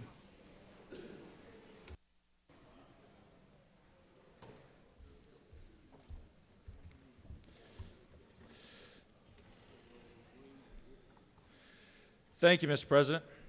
I rise to present to you Senate Bill 479, which is a bill that I'm sure you've gotten several calls about. What this bill seeks to do is move Georgia towards a system where judges' pay is more uniform across the state and not riddled with anomalies and inconsistencies as a 2016 study found. Just for brief background, the state of Georgia is divided into 50 judicial circuits, and most consist of multiple counties, but there are some single county circuits. Currently, Superior Court judges have two sources of compensation: the state compensation and then the local subsidies. If you just look at state compensation right now, Georgia ranks 49th out of 50 across the entire United States in judicial pay. When you add local supplements, there's a range from 45th all the way up to the 5th as far as average pay for Superior Court judges. What we are doing with this bill is we are taking the burden off of the locals. We're going to say, hey, these are state officials. We're going to pay them with state dollars, and we're trying to make it uniform across the state. One thing that was brought to my attention that some judges, a majority of their pay comes from a local supplement. Well, the county that pays their local supplement oftentimes litigates in front of them. As you can see, that's somewhat of a conflict when you're having to decide important matters and your livelihood rests on the shoulders of the county that you're deciding on deciding a case with. This is a compromise that we've reached. I want to thank the senator from the 19th, and along with the constitutional amendment we just passed, this will set the pay that we're going to pay Superior Court judges, and then it also allows for a 10% local supplement that will, as the senator from the 19th said, waterfall down towards zero over time. This will hopefully make pay for Superior Court judges uniform throughout the state of Georgia for years to come. And, Mr. President, I'm happy to yield for questions. You have no questions, Senator. Thank you, Mr. President. I ask for your favorable consideration, and I yield. Senator from the 46. Sorry, will Senator yield? Yes. Okay, am I right that the bill that is before us is Amendment 2? That is correct. I'm just reading, okay, so I've got a couple of questions if you'll yield. Tell us about the bingo. I mean, this includes electronic bingo, which we're just back to COAMs again. They're slot machines. How are those in any way germane to judicial pay? So, to my friend from the 46, that is a piece that was added. It is not included with the Superior Court judge pay, but was part of the compromise that was reached. And I'm sure the senator from the 28th or the 19th could answer those questions. Okay, and I have another question just looking at this. Am I right that we're basing this on a federal judge's pay now? So the pay will be based off of what the Northern Judicial Circuit makes, but the local supplements will be 10% and will be decreased over time. Okay, so they can that's like $229,000 or something close to that per year now. I'm not sure of the numbers right now.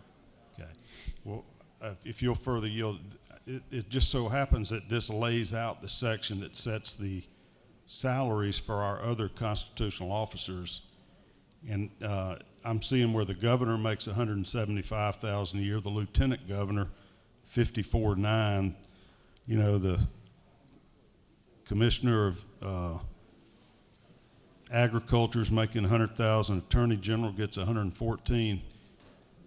That just seems so out of whack. I mean, why are we going to pay our appellate judges more than these other constitutional officers? Is that any consideration given to that? So this bill has nothing to do with the governor's salary. I'm sure that, or the other constitutional officers.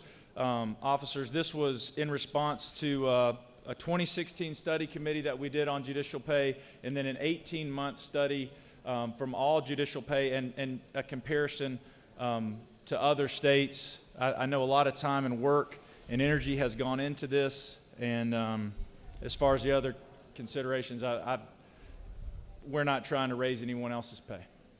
It just puts a conservative lawyer like me in a real bad spot. I've either got to vote for gambling that we just spent an hour voting against, or vote against raising the judge's pay. Mr. President, our parliamentary inquiry. State your inquiry. I'd like a ruling on the germaneness of the sections of this bill, starting on page 16, section 1.6, to the conclusion that deals with electronic bingo and issues other than judicial pay. We'll take that up when all the spokespeople, people offering the amendments and the ones speaking in the well get done. Thank you, Mr. President. Thank you, Mr. President. I'll yield the well. Senator from the 26th, do you have a question or did you have a statement, parliamentary inquiry? Parliamentary inquiry. Mr. State President. inquiry. What about the studies for legislators? We talking about giving everybody a pay raise, and here we are going on 12 o'clock. And here we are. What about studies on legislators where we fall with all the legislators in the country? Senator, you're free to amend any bill you want to. Hey, Mr. President, you know that's hard to amend something when nobody's doing the study to tell us what we got. I got to tell them to talk to you more often, Senator. Recognize the Senator from the 28th.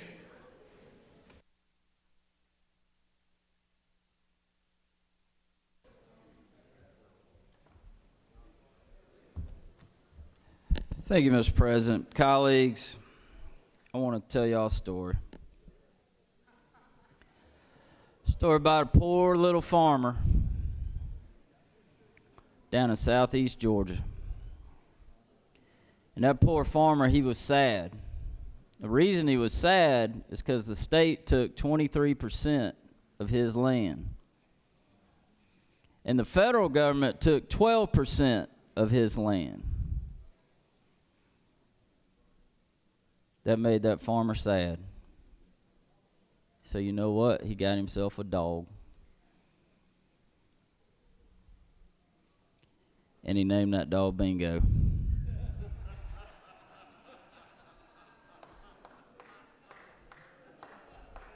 But hold on, because it gets even sadder. See, Bingo gave him hope. Bingo gave this poor farmer who's lost his land, gave him hope. But poor Bingo died. He died a tragic death.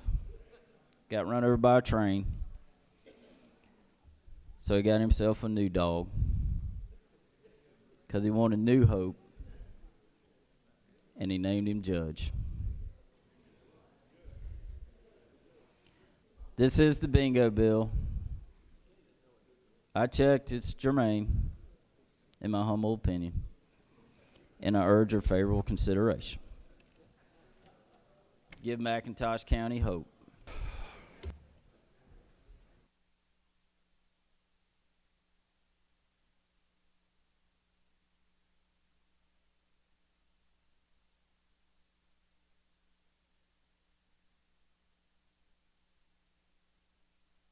Senator from the 37th, what purpose do you rise? Parliamentary inquiry, Mr. President. State your inquiry. If a member should choose or should desire to remove this bingo language, what's the posture to offer an amendment to do that, given where we stand right now procedurally? Right now, you'd be in a tough spot, Senator. It was added to the amendment authored by the amendment to the amendment here, so can't amend it at this point in time.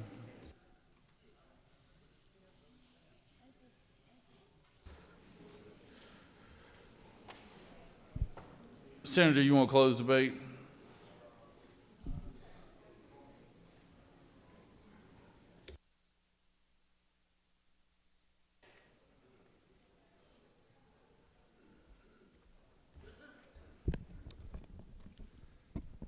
Members of the Senate, Amendment 2. My favorite musical is Hamilton. I like it a lot. Has some songs that are catchy, fun. The Room Where It Happens. Talks about things that happened in history. The Virginia Compromise. How we moved our capital down from New York to D.C. This might be on the same level. There is not everything in this bill that I like. I'll tell you right now. But what I do care about is being fiscally responsible when we're going to give out $22 million of state raises. What this underlying bill does is moves judicial pay from $135,000 for Superior Court judges, state pay now, to take on all of that responsibility later on, up to what looks like right now to be about $201,000. Now, those judges do make that much. Most of them make around that period frame of reference now. Some make a lot more. And if we don't pass this underlying bill with the constitutional amendment that came with it, that is so important, that you've already passed, that I want my House colleagues to hear me now, the constitutional amendment that went with this is vitally important. Because if we don't pass that too, the $22 million in fiscal responsibility that we are taking on and the liability that we are taking off of counties with this bill evaporates. There's a lot of deals that went into the musical of Hamilton. This is one of those deals too. I don't like it all, but if it ends up better than when I got it, I move the ball forward. I ask you to help me here, move the ball forward, but I ask even more our House colleagues who've gathered in the back to hear me that the constitutional amendment that went with this bill is vitally important for the fiscal stability and stewardship of our state. Thank you, Mr. President. I yield the well. Senator from the 20th, for what purpose? I had a question. Senator's yielded. I'll ask him when he sits down. Senator from the 46th. I had a question or two, but the senator yielded the well without receiving questions. I don't see a effective date on the bill. Is it effective upon passage of that constitutional amendment that we just passed, or does it come into effect if that's not accepted? I wonder if they're connected or not. If there's not an effective date on there, it'd be either upon the governor's signature or July 1. Senator from the 20th, what purpose do you rise? Parliamentary inquiry, Mr. State your President. inquiry. Would it be strategic to wait and see if the House passes the constitutional amendment before we pass enabling legislation? Well, we're taking up what you have to ask your seatmate right there, but because that's up to him. But I think he'd like to see this thing move forward. So, on the question of germaneness, author asked by the senator from the 46, I'm sitting here looking at the underlying bill, and it deals with catalytic converters. I believe there's only one senator in here who can actually speak intelligently about catalytic converters, and that's the senator from the 26. So So this bill was put together, it's obviously worked on by the senator from the 50th and the 19th and the 28th apparently. So if there's any question about germaneness, it just have to be up to every individual senator to vote his or her conscience on that. So we're at the posture now where we'll have to vote for this like it is. And it is subject to go over to the House for an agree or disagree.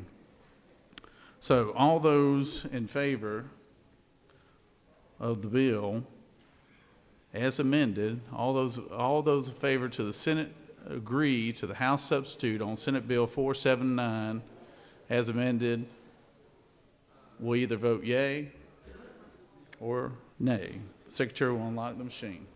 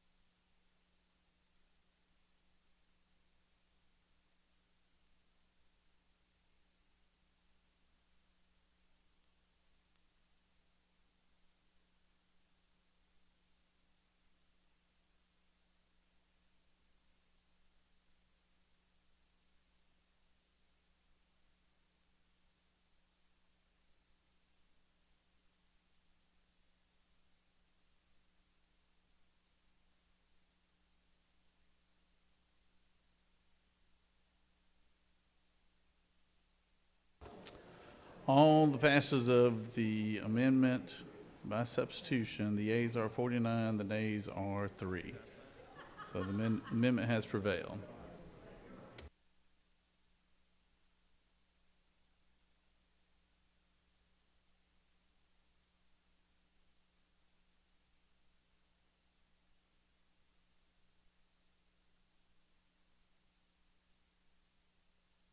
Last one of the evening, I recognize the senator from the 29th for a motion.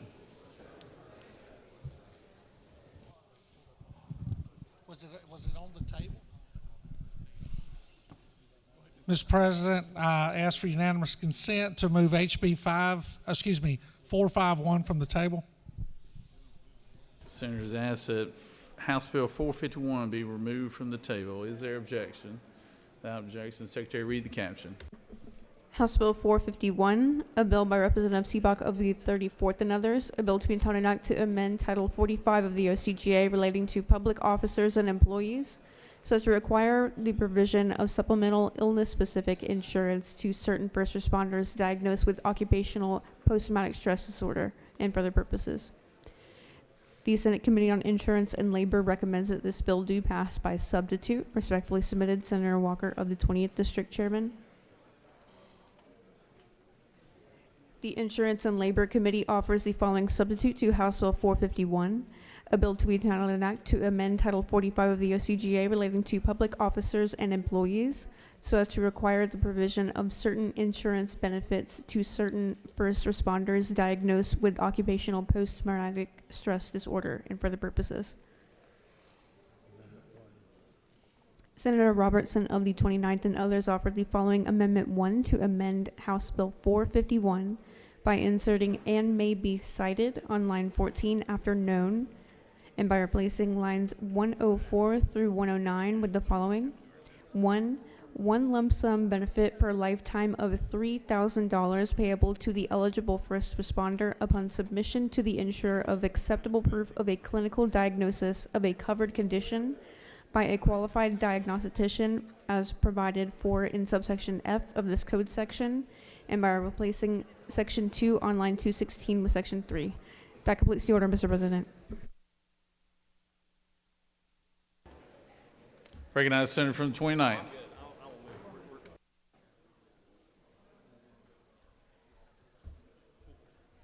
Thank you, Mr. President. Colleagues, there have been some lighthearted moments over the last few minutes in this evening. sadly, I'm going to end it on something not so lighthearted. On October 20th, 2018, Antoine Toney, a police officer with the Gwinnett County Police Department, along with his zone partner, Ashley Wilson,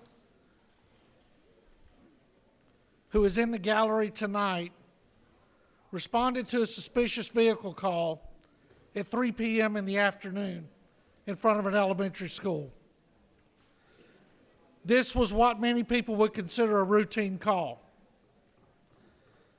As they exited their vehicle, Officer Toney, as he approached the vehicle, was shot multiple times by an individual inside the vehicle through the window, through the glass.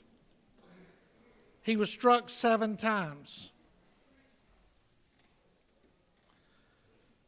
His partner returned fire, the vehicle sped away, and eventually crashed. Antoine Toney's life ended that day. His partner, Ashley Wilson's life changed forever. She went to her partner. She applied tourniquets. She applied chest wound packing. She started CPR and defib in an attempt to save her partner's life. Sadly, in the world that exists outside of law enforcement, Ashley's considered a hero. In our world, when our partner dies and we're not able to save them, we feel like failures. Ashley was diagnosed with PTSD. Her life has changed forever. And when she went to her agency and told them what the problem was, they gave her what her options were the employee assistance program that existed with the Gwinnett County Police Department. They allowed her to take days she had accumulated, vacation days, personal time, nothing extra, what you would get if you had the flu or a cold, or if one of your family members were sick.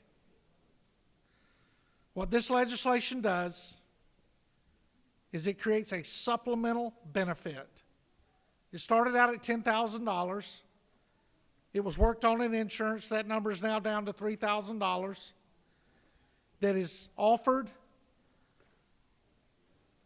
to public safety first responders who are diagnosed by a clinician who is an expert in PTSD.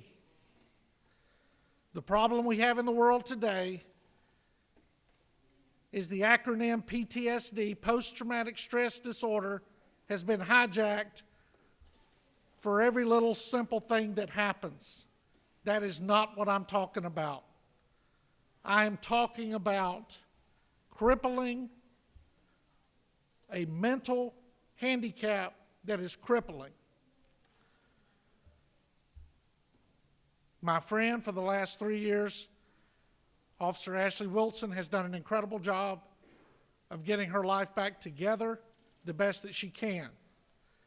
I want to thank the chairman from the 20th for the work he did on this.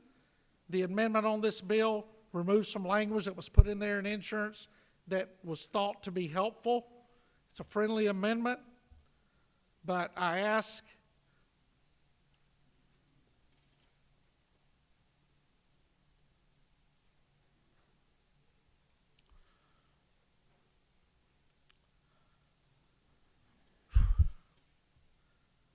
in the name of Antoine Toney that you support this and everybody that wears a badge in the state of Georgia. Mr. President, I yield the well. Thank you, Senator.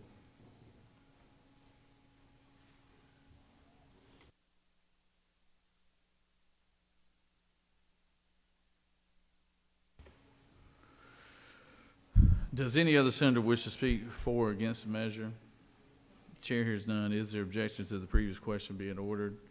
Chair hears none. The previous question is ordered.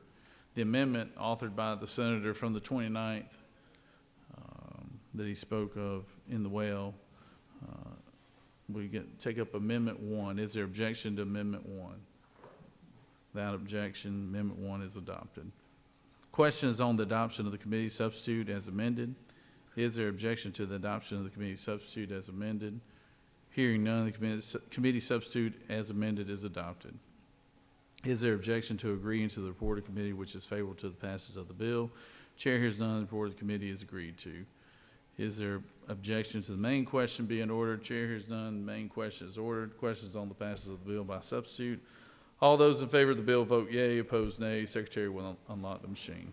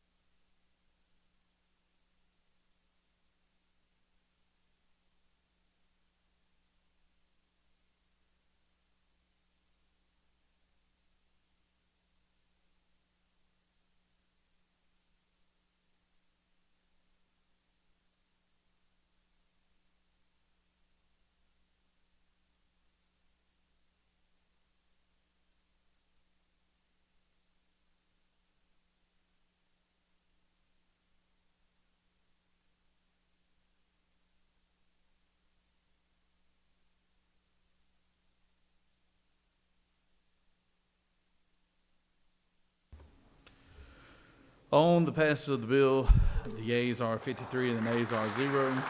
This bill, having received the requisite constitutional majority, is therefore passed by substitute.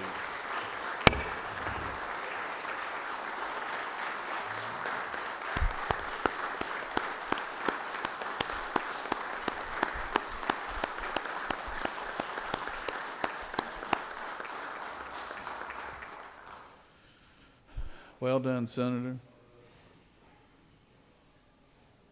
Recognize the majority leader for a motion. Thank you, Mr. President. I move that the Senate stand adjourned pursuant to H.R. 978 until 10 a.m. on Thursday, March 28th.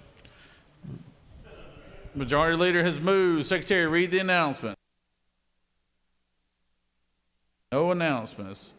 Majority leader has moved that the Senate stand adjourned until 10 a.m. Thursday, March 28. All those in favor signify by saying, well, pro tem. All right, thank you. Just want to remind everyone about the lunch we're going to have for Bruce Thompson tomorrow, 11:30 in the chamber, 11:30 tomorrow morning. We look forward to seeing y'all here, and we'll have a great lunch and a great time with our former colleague. That's all right. That's all right. Yeah, lunch in here tomorrow, honoring, having it on behalf of Bruce Thompson, who's a former colleague of ours that I think most of y'all know is battling cancer right now, and it's pretty significant. But he's got good spirits and he's battling hard. And if anybody can beat it, it's Bruce Thompson. So, thank you for reminding me of that, Senator. Majority leader has moved. All those in favor of the motion signify by saying aye. All those opposed, no. The ayes clearly have it. We're adjourned. Thank y'all.